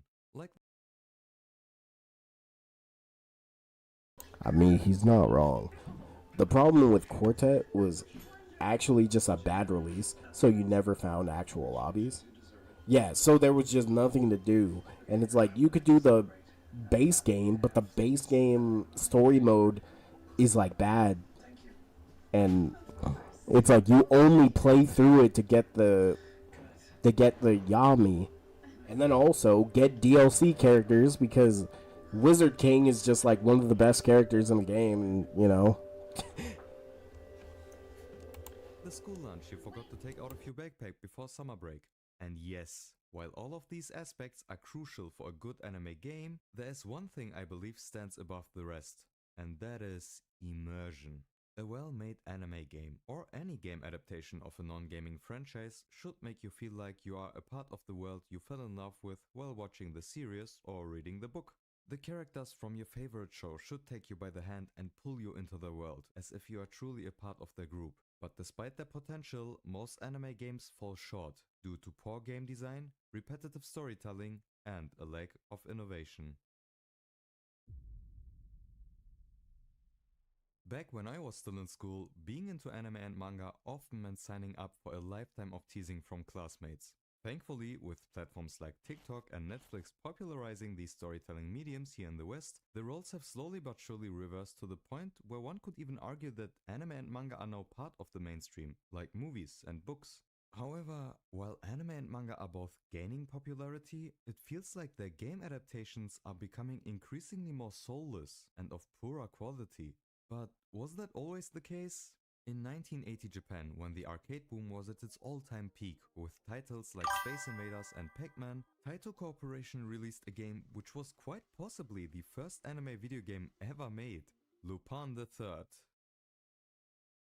1980. I mean, the sprite work isn't super refined, so without the game title and the cutscenes between the levels, which, by the way, give almost no context to the story whatsoever, you probably couldn't even tell that you were playing a Lupin the Third anime game, but you were playing a Lupin the Third anime game. In the game, you're obviously playing as, well, Lupin the Third, a master thief who makes his living by stealing valuable things out of banks or museums. The only objective of the game is to steal money from the top of the screen and put it into your bank account at the bottom. So gameplay-wise, not the most demanding anime game, but we're getting there. And that's basically what anime games were for the next few years. 8-bit games with basic and undefined sprite work, failing to establish a visual connection to the anime origins, with monotonous gameplay and a playtime of about 20 minutes. Only fans deeply familiar with the anime series could identify these games' true nature, recognizing them as anime game adaptations. That was until, a few years later, in the late 80s and 90s, the stars aligned for the anime video game industry. This era saw the golden age of anime, with series like Dragon Ball, Sailor Moon and Neon Genesis Evangelion capturing the attention of audiences worldwide. Simultaneously, the gaming console boom brought systems like the NES, Super Nintendo, Sega Genesis and later the PlayStation into homes, revolutionizing home entertainment. Anime-based games grew more sophisticated, especially with RPGs like Dragon Quest and Final Fantasy gaining popularity. As both anime and the gaming industry experienced extraordinary growth, they converged to create some of the best anime video games, which I am sure many of us fondly remember from our childhoods. With each new console generation and advancement in technology, anime games improved in game design, graphics and overall quality. Up until the late 2000s and early 2010s, everything was going smoothly. There were no weird viruses going around the world, wars weren't erupting every few months, and anime games were at their all-time peak. Then everything changed when the mobile gaming industry attacked. With the rise of the mobile industry, smartphones became omnipresent and many game developers shifted towards mobile platforms. While some mobile games were well designed, most of them were hastily produced, resulting in simplistic gameplay, lower production values and a heavy reliance on microtransactions. The impact of this shift was particularly damaging to the anime gaming industry. One of the most notorious systems to emerge from this era was the gacha system. Now you might be wondering, Andream, what the hell even is a gacha system? Let me explain it by using a game many of you are likely familiar with or have at least heard of, Genshin Impact. The reason why I will demonstrate the gacha system based on this game in particular is that I have played this game, and I have played it since the release of it on September.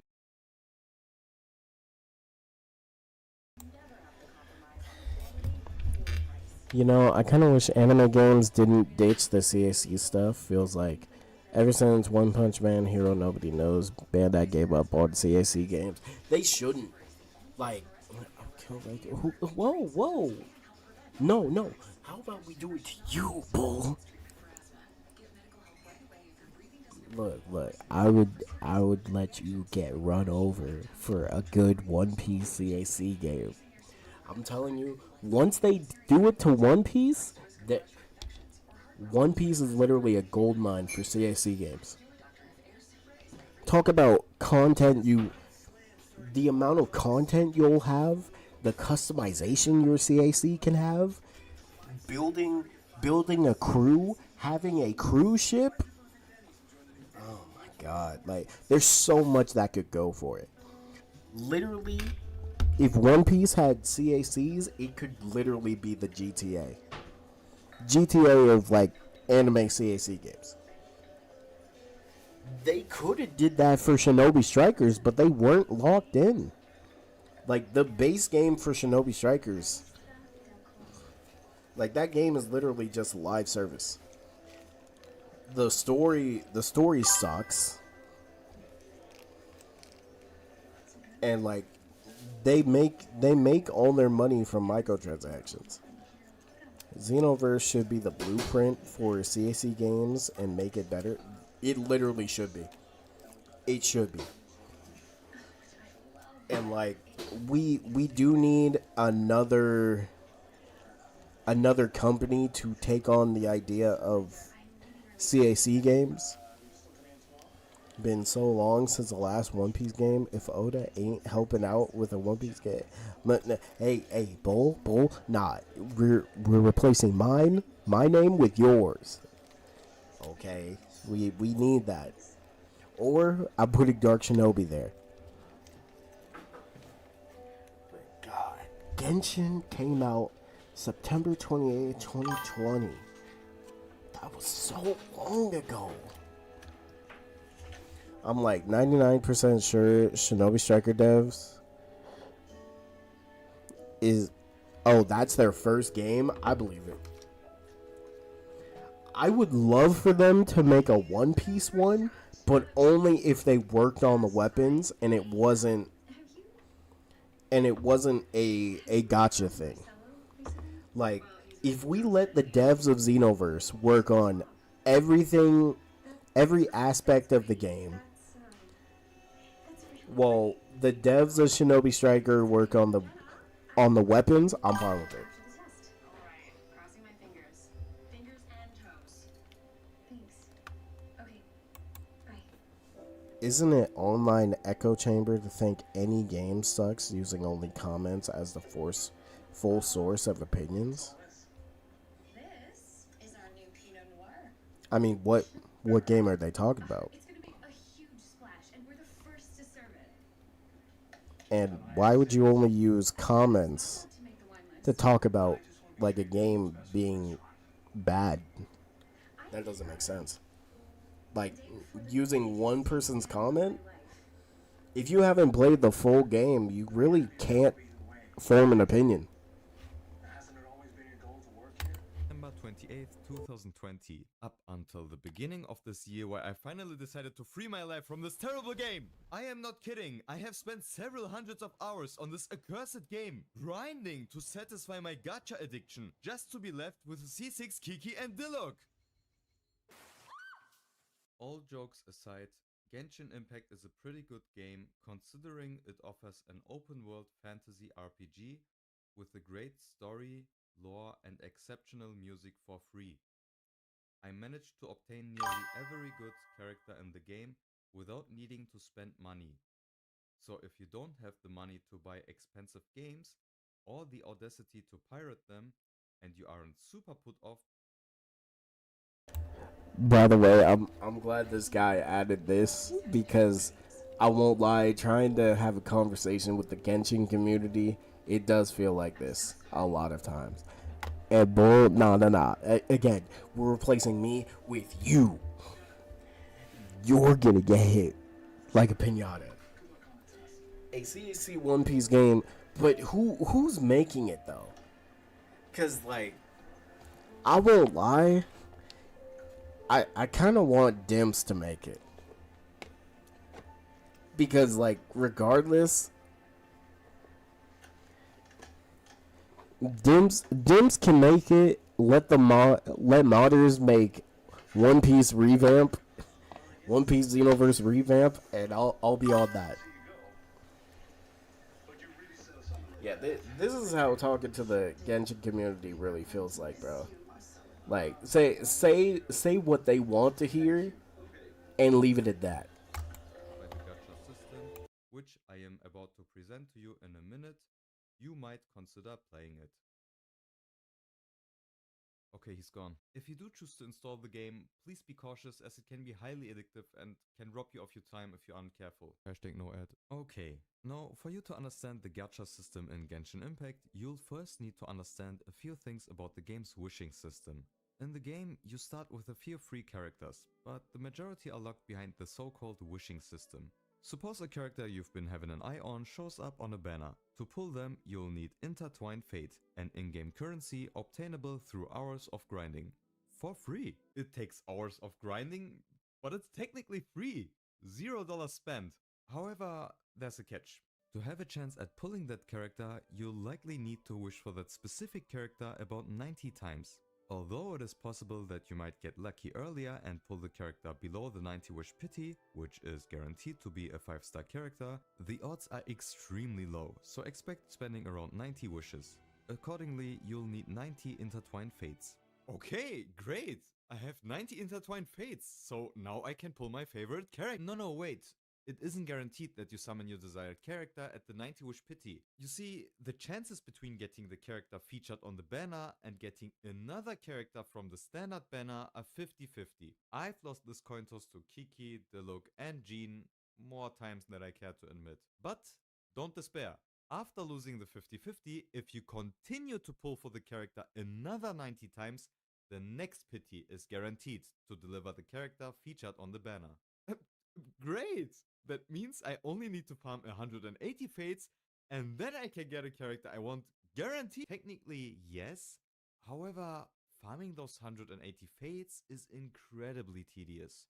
To buy them, you use Primo Gems, another in-game currency earned from missions, events and exploration. Early on, the game showers you with Primo Gems, but as the content thins out, the grind intensifies. I've spent countless hours on daily missions, quests, events and exploring, scrapping together maybe 100 Primo Gems a day. Just to put it in perspective, one intertwined fate costs 160 Primo Gems. So to secure 180 fates for your guaranteed character, you need a daunting 28,800 Primo Gems. You can do the math, it's hefty. Okay, that does sound very grindy, but as long as I get my character, I have no problem farming those Primo Gems. And here comes the next problem. You don't have infinite time to farm for the character, because the character banner rotates every 3 weeks. Which means if you don't manage to pull the character you want in time before the banner rotates, you'll have to wait a whole ass year for that character to appear again. Sometimes more, sometimes less. And this is where the true nature of the gacha system emerges. Let's say you just got Kazuha, a character you've been wanting for months. The next day, the banner resets and Nahida arrives, another long-awaited character. But because you spent all your Primo Gems on Kazuha, you're broke. You're broke! You're fucking poor! Depending on where you are in the game, farming another 180 fates in such a short amount of time might be impossible. So what most people feel forced to do if they don't want to wait another year like I did when I couldn't pull for Nahida, they reach for their bank card and spend hundreds of dollars, yes, it's that expensive, to buy Primo Gems. And do you know what the best part is? It doesn't end there! Because every 5-star character comes with their own signature weapon available on the weapon banner.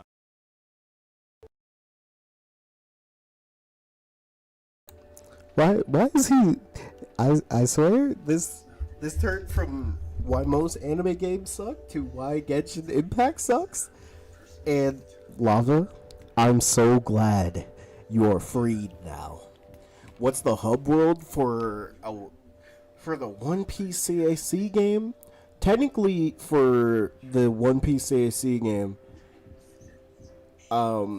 it should be like all, like maybe 5 or 6 different islands to choose from. Like it's gotta be, they gotta start out with the most iconic islands.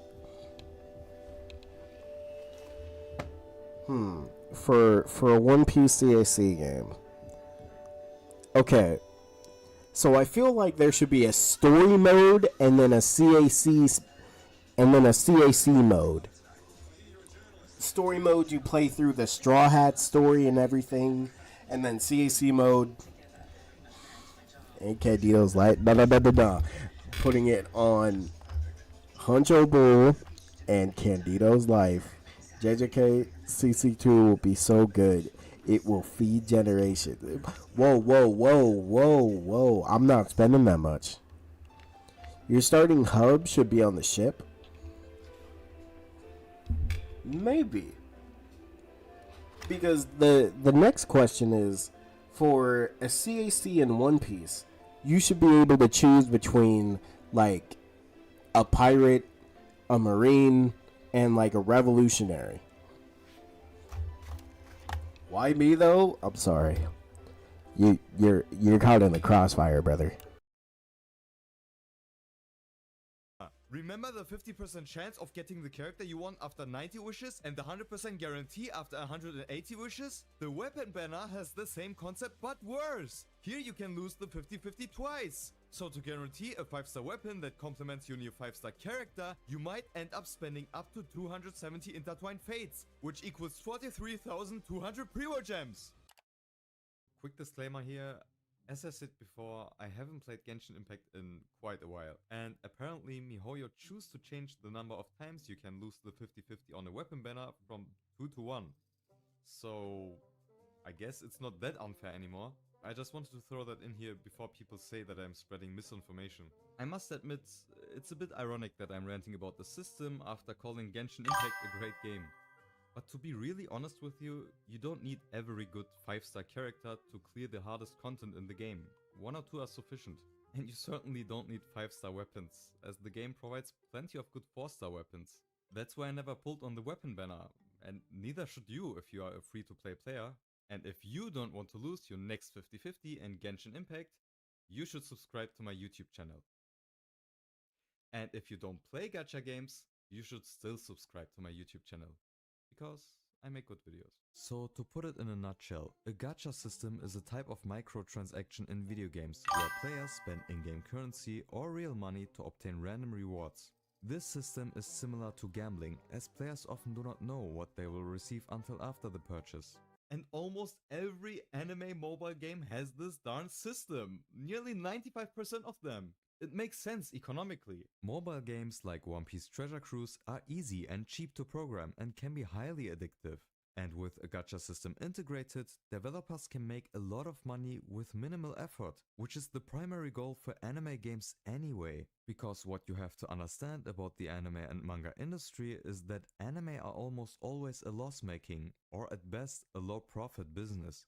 Producing even a single episode can cost between 100 and 300,000 USD, with many people watching them on pirated sites, bypassing subscription services like Crunchyroll or Netflix. And even fewer people buy Blu-rays, which are typically priced high.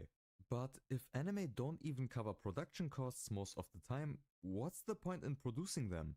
Well, in reality, anime serve as the advertisements for the manga they are based on, as well as the merchandise and other media like video games and figurines that generate most of the profits. And anime video games are basically the same. They are not made with the goal to be standalone masterpieces. Instead, the objective of most of these games is to make a lot of money while trying to keep the production costs as low as possible. But compared with most anime, which even while being only advertisement for their manga most of the time still feel like high quality standalone projects, anime video games most of the time just feel like soulless merchandise. Maybe it's because games need a higher budget and more time by default.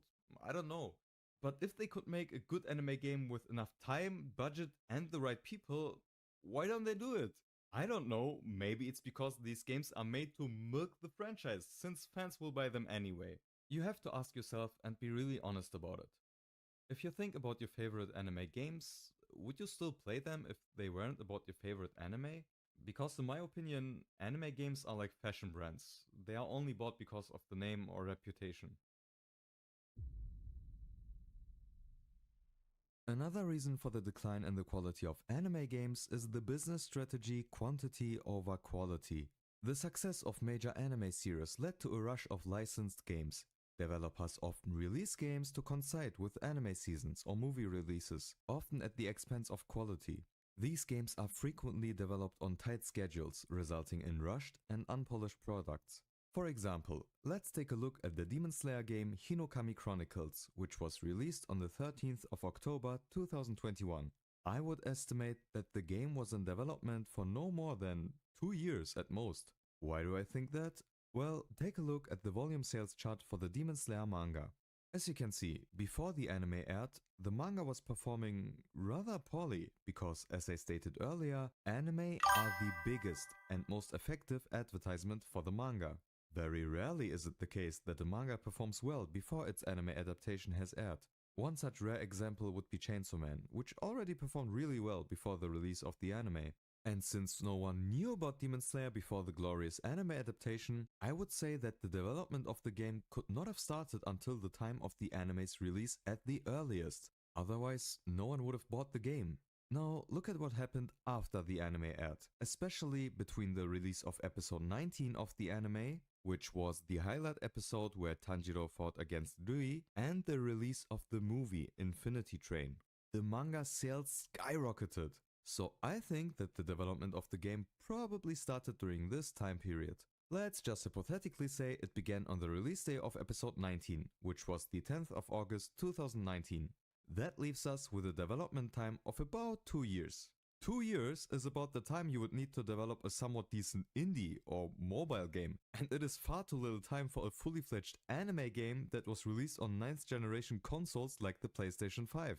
But you know what? Taking as little time as possible to get the game on the market as quickly as they could was the right choice, at least from an economical point of view. But why? Wouldn't a game that had been better with more time and money invested also have made more money in return? Okay, let's say they would have taken 5 years to make an absolute masterpiece of a game, something like Sekiro, but with Demon Slayer. That would have made the release date the 13th of October 2024. Remember what I told you about the Demon Slayer manga sales? By the release of the game on 13th of October 2021, the manga had over 150 million copies in circulation, including digital versions, making it one of the best-selling manga series of all time. Guess how many sales Demon Slayer had on the 13th of October 2024, which is our hypothetical release date for the game a whopping 3 years later, still 150 million. So if the game would have come out on that date, very few people would have actually bought it, making the time and money invested a failure. So economically, it absolutely makes sense to get this game out as fast as possible, so that it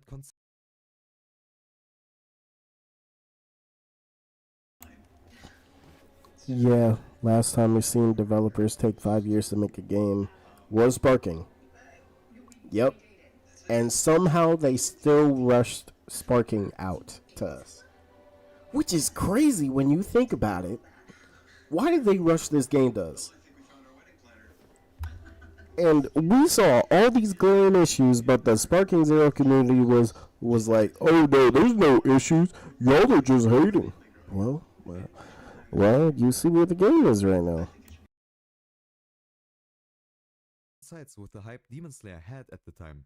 And this tight release schedule paired with a limited budget leads to other major problems many of you are probably familiar with. Poor game design, repetitive storytelling, and a lack of innovation. Titles often fail to distinguish themselves from previous releases because developers have limited time and resources to create innovative and high-quality products. But most of the time, it's not the fault of the developers but of the publishers, because you see, it's the publishers who decide the budget and timeline for the development of a particular game. And the publisher for 95% of anime games happens to be Bandai Namco. So, for those who didn't know, the relationship between game developers and publishers is a very important part of the gaming industry, with both parties playing distinct but independent roles. Game developers are the creative forces behind a game. They handle everything from designing and programming to creating the game's art, mechanics, and audio. Development teams can vary in size, from small indie studios to large corporations, and their job is to turn ideas into actual playable products through coding, testing, and iteration. Publishers, on the other hand, deal with the business side. They fund the development, handle marketing and distribution, and sometimes even help with testing and quality control. Because they take on most of the financial risk, they usually have the final say in the development process, including creative decisions. This setup isn't bad in itself. The problem starts when one company gains too much power, and in the world of anime games, that company is Bandai Namco. The problem is not that Bandai Namco owns all the big shonen IPs. They don't. Those IPs are owned by companies like Shueisha and Toei Animation, but they hold the licenses to make most of the games for them, and because of that, they've created something close to a monopoly in anime gaming. It's not a legal monopoly, but when they are the only major player releasing Shonen Jump games, the effect on the market is almost the same, which comes with a bunch of problems. One of them is pricing. Since they are the main provider for shonen anime games, they can set higher prices than you'd see in a more competitive market. Fans are stuck. If you want to play a Dragon Ball or One Piece game, it's Bandai or nothing. Another issue is efficiency and quality. Monopolies don't have to try as hard, and Bandai Namco knows it. We can complain all we want about recycled gameplay, rushed releases and buggy launches. But at the end of the day, the games still sell. Millions of fans will buy them no matter what. And honestly, we can't blame them because, first of all, most of them are children. That's where I'm gonna have to come in and say, if it's Dragon Ball, they're not children. These are grown ass people. Grown ass people throwing tantrums and shit about going to buy a game where you could play Goku and go Super Saiyan. Every single Dragon Ball game is like this. And there's no sugarcoating. Now you might think it's always children on these anime games. But the Sparking Zero community, that is all grown ass men. Grown ass people. Jump Force, it was a mixture. But Dragon Ball Sparking Zero, that was all old people. They got it because they saw Goku on it. And they're like, "Oh, we have to support our glorious king." The ones that stick around are the grown ass men. Bro, these grown ass men are the little Tonys and Tommies that supported these fuck ass games. Goodness. Now, people who play One Piece games, at this point, I don't even think it's grown. It's adults. And I don't even think it's children. It's like, I don't even know the demographic who plays like One Piece games. Bleach games, it's anybody who has read Bleach. I want to believe. And secondly, if you want to play something based on your favorite anime, chances are you don't really have a choice but to buy the ones from Bandai. There's also the problem of barriers to entry. Because Bandai Namco holds so many licenses, it's nearly impossible for new developers or publishers to make competing games for the same franchises. That kills innovation and fresh ideas. And then there's the biggest issue, no real competition. When one company handles nearly all shonen anime games, they don't have to evolve. They can keep reusing the same formulas, pumping out low-effort titles, and fans will still buy them, because there simply is no alternative. Bandai Namco also has a habit of releasing games fast to ride the hype of ongoing anime. That often means games hit the shelves before they are actually ready, resulting in titles that feel unfinished, copy-pasted, or just plain underwhelming. Yes, Bandai Namco is a major force in anime gaming, but that power has come at a cost. Their approach often prioritizes quick money over lasting quality, and fans are left hoping that maybe, just maybe, the next one won't suck. I mean, at this point, Roblox makes better anime games than Bandai does.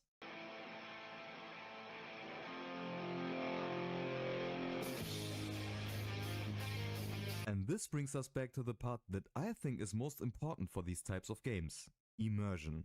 The lack of the things named prior make it nearly impossible for us players to feel like we are a part of the world we play in. For instance, Dragon Ball games often fail to convey the lightning-fast combat seen in the manga and anime. Playing as Goku most of the time feels slow and clunky, far removed from the dynamic action depicted in the series. Similarly, One Piece games often miss the mark on what fans love most about the series, its expansive world and sense of adventure. The manga's rich world building and the Straw Hat Pirates' freedom to explore are central to its appeal. However, many games feature linear gameplay, bland level design, and empty environments that fail to evoke the thrill of being a pirate in the One Piece universe. In the manga, Luffy and his crew sail from one cool island to the next. They encounter tons of different and interesting people and help them out, saving their lives while exploring new places. But in most games you stay on the same island, which you can't even explore properly because the movement doesn't let you, and even if you could explore it, you would find nothing in it, so you end up doing one bad side quest after another. And one notable exception to this is One Piece Unlimited Cruise. Despite its age and initial release on the Nintendo Wii, it remains a standout for fans who played it. It allows players to play as every Straw Hat member, a rarity in modern One Piece games. More importantly, it captures the essence of the series by enabling exploration of diverse islands and embarking on meaningful adventures, elements that resonate deeply with fans of the manga and anime. In a wild storm, the Straw Hat Pirates encounter a shining sphere that promises them a great treasure if they can complete 4 challenges on 4 different islands. Of course, they accept the challenge and make their way to the first one. So we already have a cool story, and while not being extremely innovative, I prefer this way more than just playing the story of the manga for the 100th time. Also, check out the drip the crew has in this game, they look so freaking cool. Hey, wait a moment Andream, is that you walking on the Thousand Sunny? Yeah it is! In this game you can not only walk on the Sunny, but you can go into every single room on it. I am not kidding, this game has the best depiction of the Thousand Sunny there is, even better than the manga itself in my opinion. So you lay anchor on the first island, which is based off Skypiea, but it's not actually the same island. And even though most wouldn't consider this game an open world one, the level design is so well made, it is so much fun to explore the different islands. And the levels aren't just empty, you get cool enemies, puzzles and jump runs everywhere, so exploration never becomes boring. Also, there's a crafting system where you can collect ingredients in the wild or from bosses and give them to Usopp to craft you something, to Sanji so he can cook for you, which permanently increases your HP and stamina, or to Chopper so he can make healing potions and stuff. And while I'm at it, Zoro can cut bamboo and other stuff with his swords, Nami can steal items from enemies, Robin can hit multiple targets at once with her devil fruit, Frankie can build tunnels, bridges and ladders so you can get to new places, and Brook can run on freaking water. Every Straw Hat speciality is portrayed and used in such a creative way that, combined with the fact that you can switch between them at any given time, just makes you feel like you're really exploring with the whole crew. You can also fish many different things, which Luffy and Usopp do very often in the show, and you get different fish at different fishing spots. And if you fish at the Sunny, you actually have a chance at encountering a Sea King.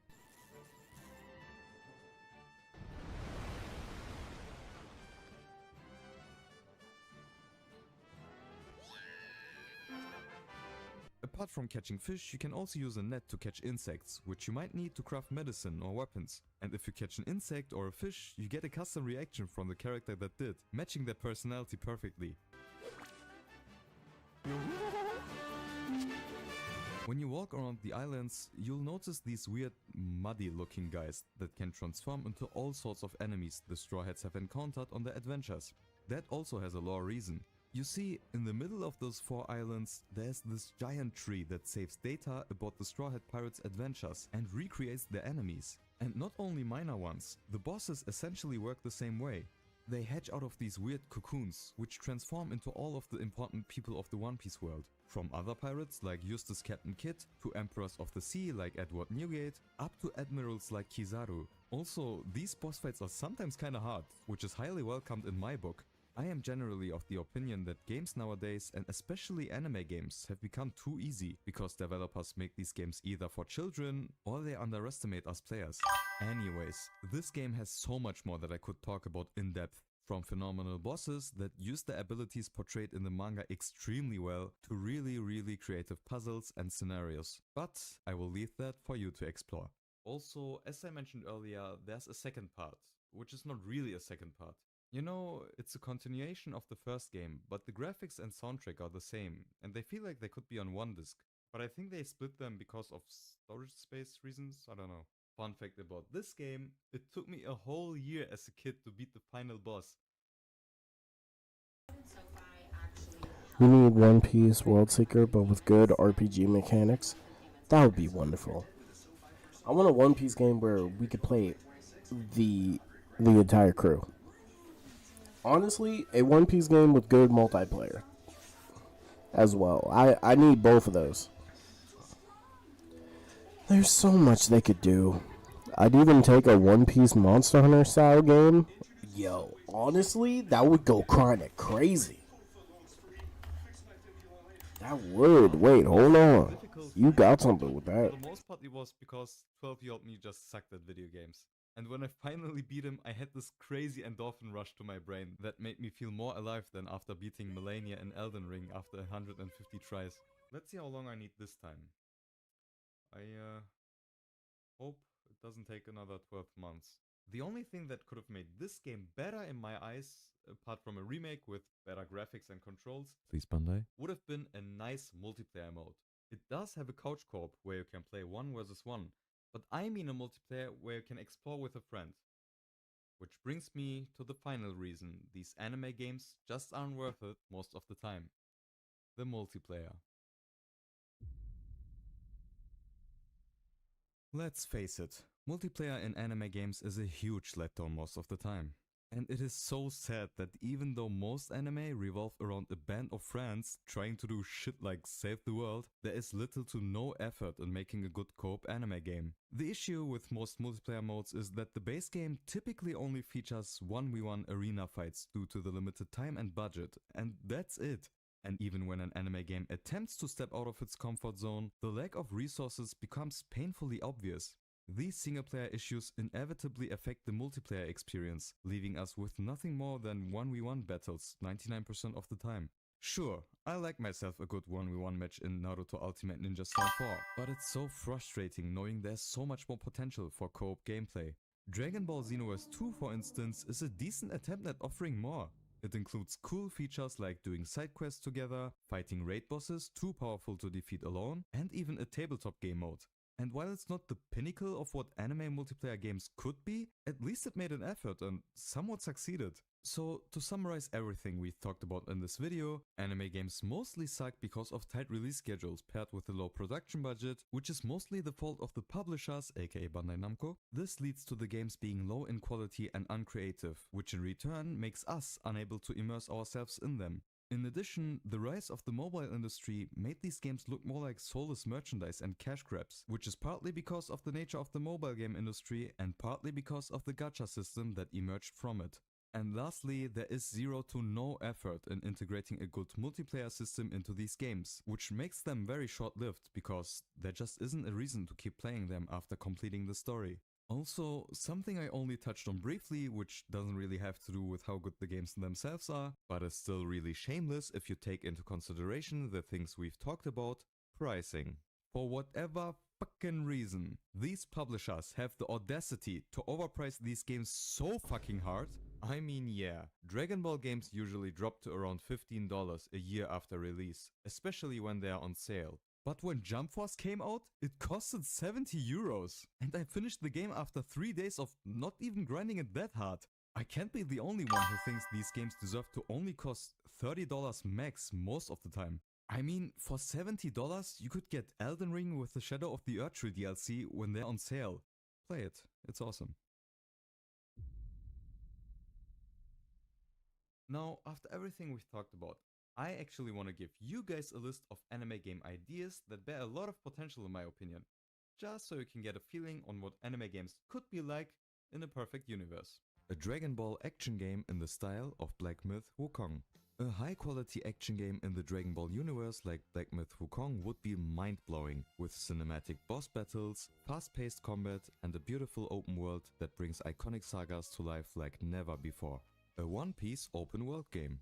Imagine being a pirate, marine or revolutionary in an one-piece game where you can assemble your own crew, go bounty hunting and battle other crews at sea or on different islands, similar to Sea of Thieves with a potential multiplayer. You could also take over territories, join the 7 warlords or the 4 emperors and much more. Really, One Piece probably bears the most amount of potential when it comes to video games, but all they did with it was mid. A Berserk Souls-like game by From Software. A Berserk game inspired by Dark Souls. Do I need to say more? The Berserk games suck even harder than the CGI anime does. A JoJo Persona-style RPG by Atlas. A Persona-esque turn-based RPG based on JoJo's Bizarre Adventure would be so epic, especially since Persona is already super inspired by JoJo in the first place. You never see it coming. Demon Slayer Neo style game by Team Ninja. Imagine Demon Slayer reimagined in the style of Neo, or maybe even Sekiro. The fast-paced sword-focused combat would fit perfectly. An Elden Ring type game for Made in Abyss. A dark and atmospheric Made in Abyss game inspired by Elden Ring is what the franchise deserves. But instead, we got this. An Attack on Titan game by Insomniac Games. Given their experience with dynamic movement mechanics, Insomniac could deliver an incredible dynamic Spider-Man style Attack on Titan game. And last but not least, a high school DD fighting game in the style of Super Smash Bros. Let's be honest, we all want a Super Smash Bros. Style high school DD fighting game where we can finally smash Diaz, no pun intended. And before I wrap this video up, I wanna give you folks some recommendations on which anime games to play and which ones to stay away from. Pokemon games, Gen 1 through 5. Recommend. I know. Considering the definition of anime games that I established at the beginning of the video, the Pokemon games are not real anime games, because they do not adapt any anime or manga, but instead always release before their respective anime season. But I still wanted to include them in this video because I just think you can't make a video about anime games without at least mentioning the Pokemon games once. The Pokemon games have continued to improve with each generation, with Gen 3, 4 and 5 being the peak of the franchise in my opinion. They continuously tried to add new concepts into each new generation, and most of the time they succeeded. The story kept getting better and better, and so were the Pokemon. Pokemon games, Gen 6 through 9. Don't recommend. Unfortunately, Game Freak couldn't keep it up. The switch from 2.5D to 3D, which they weren't accustomed to, paired with all the new projects they worked on simultaneously, led to the main games and the other projects to lower in quality. Each passing gen has more boring Pokemon, the legendaries don't have the same aura they had back in the day, and the games just feel unfinished. Dragon Ball Z, Budokai Tenkaichi 3. Recommend. This game is a staple for Dragon Ball fans, and that has a reason. The story mode is really well made, and it's one of the rare games where you can play the story of Dragon Ball Classic as well, which I really appreciate, because I love Dragon Ball Classic. And the What If saga, which, as the name suggests, shows us what if scenarios, is such a cool concept. I especially love the scenario where Spike the Devilman from Dragon Ball Classic fucking obliterates Frieza and his father.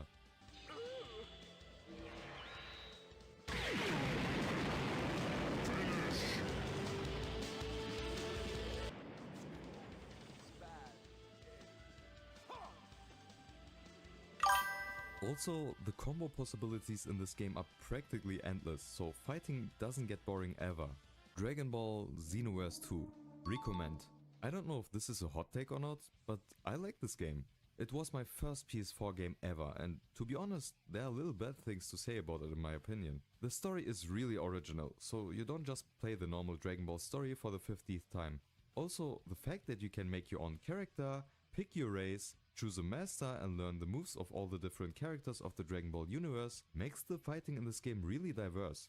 Apart from the things which I already said I like about this game, like the countless multiplayer options, are the overworld which has elements of all the places the Dragon Ball world features, and the fact that you can have fun with this game for a very long time. Dragon Ball Fighter Z. Recommend. This game is just great. It's an old school 2D 1v1 fighting game, but done on such a high level. Also, the movement restrictions caused by the 2D aspect should normally make it really hard for it to feel like a dynamic game, but it kinda doesn't. On the contrary, this game probably is the most dynamic out of all the games we've talked about until now. One Piece Unlimited Cruise 1 and 2. Recommend. I think I've talked enough about this game. If you have a Nintendo Wii or 3DS, I would recommend you play this game, but I wouldn't spend money on a console just to play it. Nah, you, bull. It's you and Lava that are getting sacrificed for it. And Candido. Okay. Well, I'm gonna catch y'all later. You know, it's funny you say that, Elite Pro. Or Pro Lip. Because, unfortunately, I have to go. Because I didn't realize the freaking time.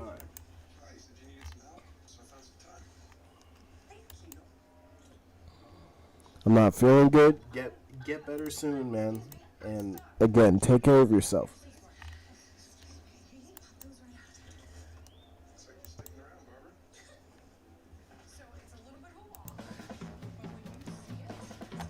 I'm not in this. You might have to be, brother. But alright. Thank you all. Hope you all don't miss the best part. Should I keep going? The end? Alright. I'll watch it till the end. Alternatively, you can just play it on an emulator. One Piece Pirate Warrior series. Don't recommend. I'm gonna be honest with you, I never really got why so many people are obsessed with this boring ass game. In this game series, you are a One Piece character and fight a lot of marines.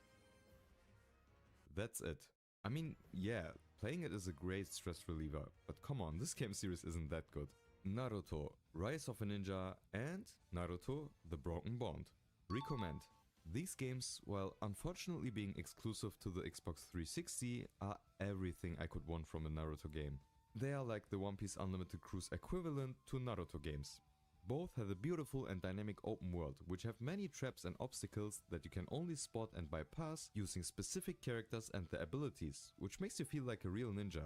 You can go on expeditions and take all of the important characters from the classic saga of Naruto with you, and every character has their own speciality and interacts differently with the environment.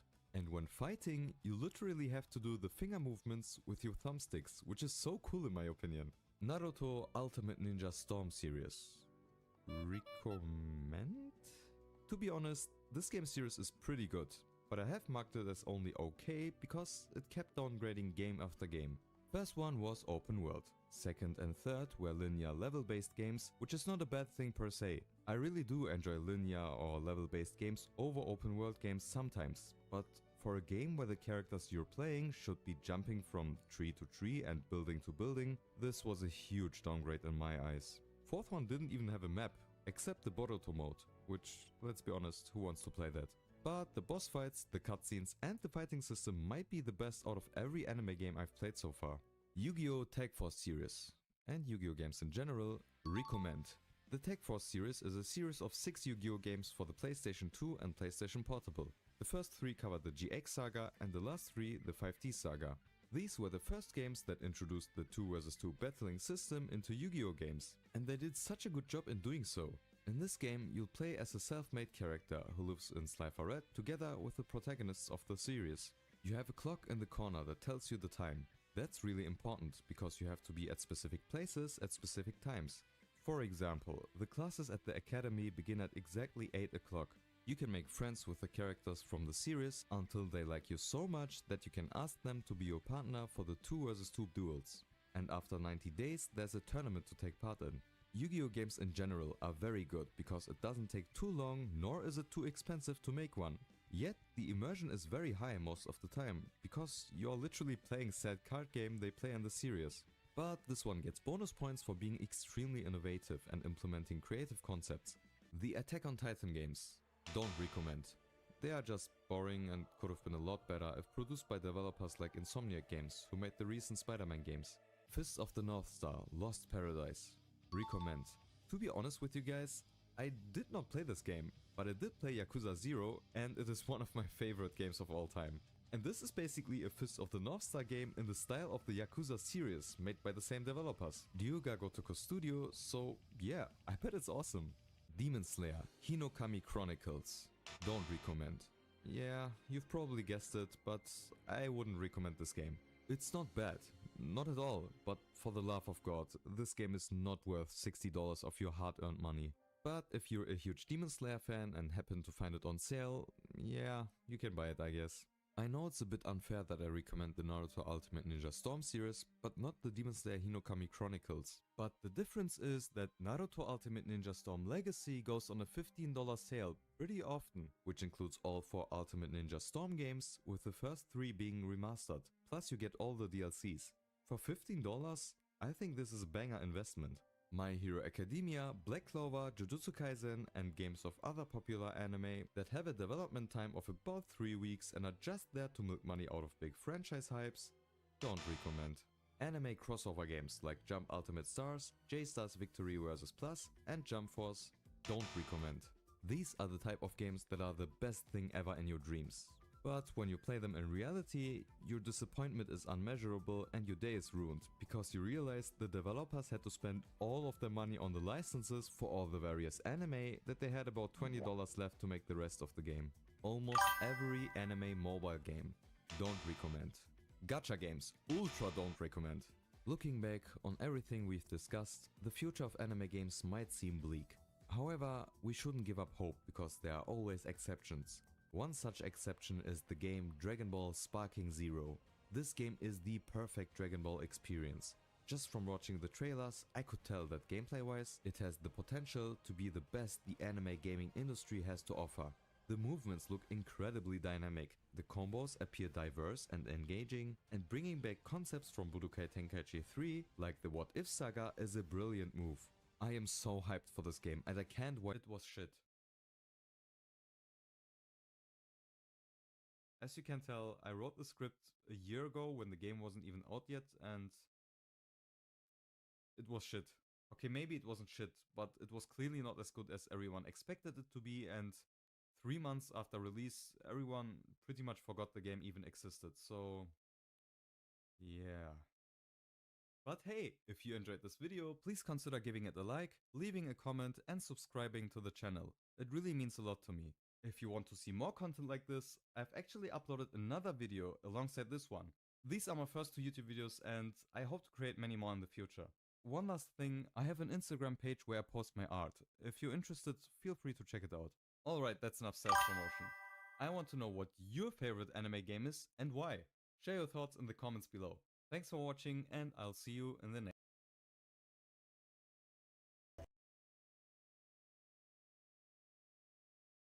I thought so too, Bull. I thought so too. Go to sleep, boy, tired. Oh, no, no, no. I gotta go to work.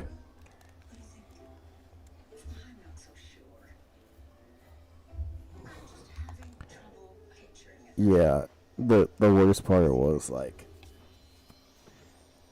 I feel like I would not be tired if bro did not spend so much time talking trash about Genshin. Like, don't get me wrong. I agree 100% with what he's saying, but why did he spend so much time on Genshin? You're streaming after work? No. I am gonna relax. Enjoy that steak and ice cream. I wish, Bull.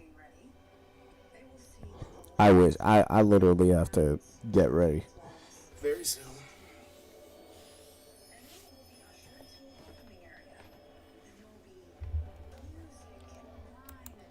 But alright.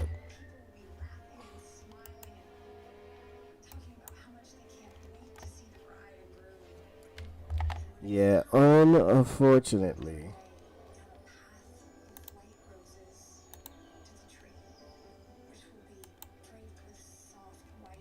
Ooh, wait. That video does not go there. Wait, does it? Yeah, it does. It does. You knew she was getting steak and ice cream. Bro, I want a steak for myself. And I wouldn't mind to go to, like, Baskin Robbins. I want to go to Baskin Robbins just for the one time. But okay, that is going to be it. Alright, see you tomorrow. Yeah. Oh, wait, you know what? This is one stream. I might do a stream on Twitch. Like when I'm off work. I might stream on Twitch. So, thank you all. Hope you all have a good rest of your day or night, whatever time zone. I'll be back tomorrow. Or I'll be back on Twitch when I'm off work. Peace out.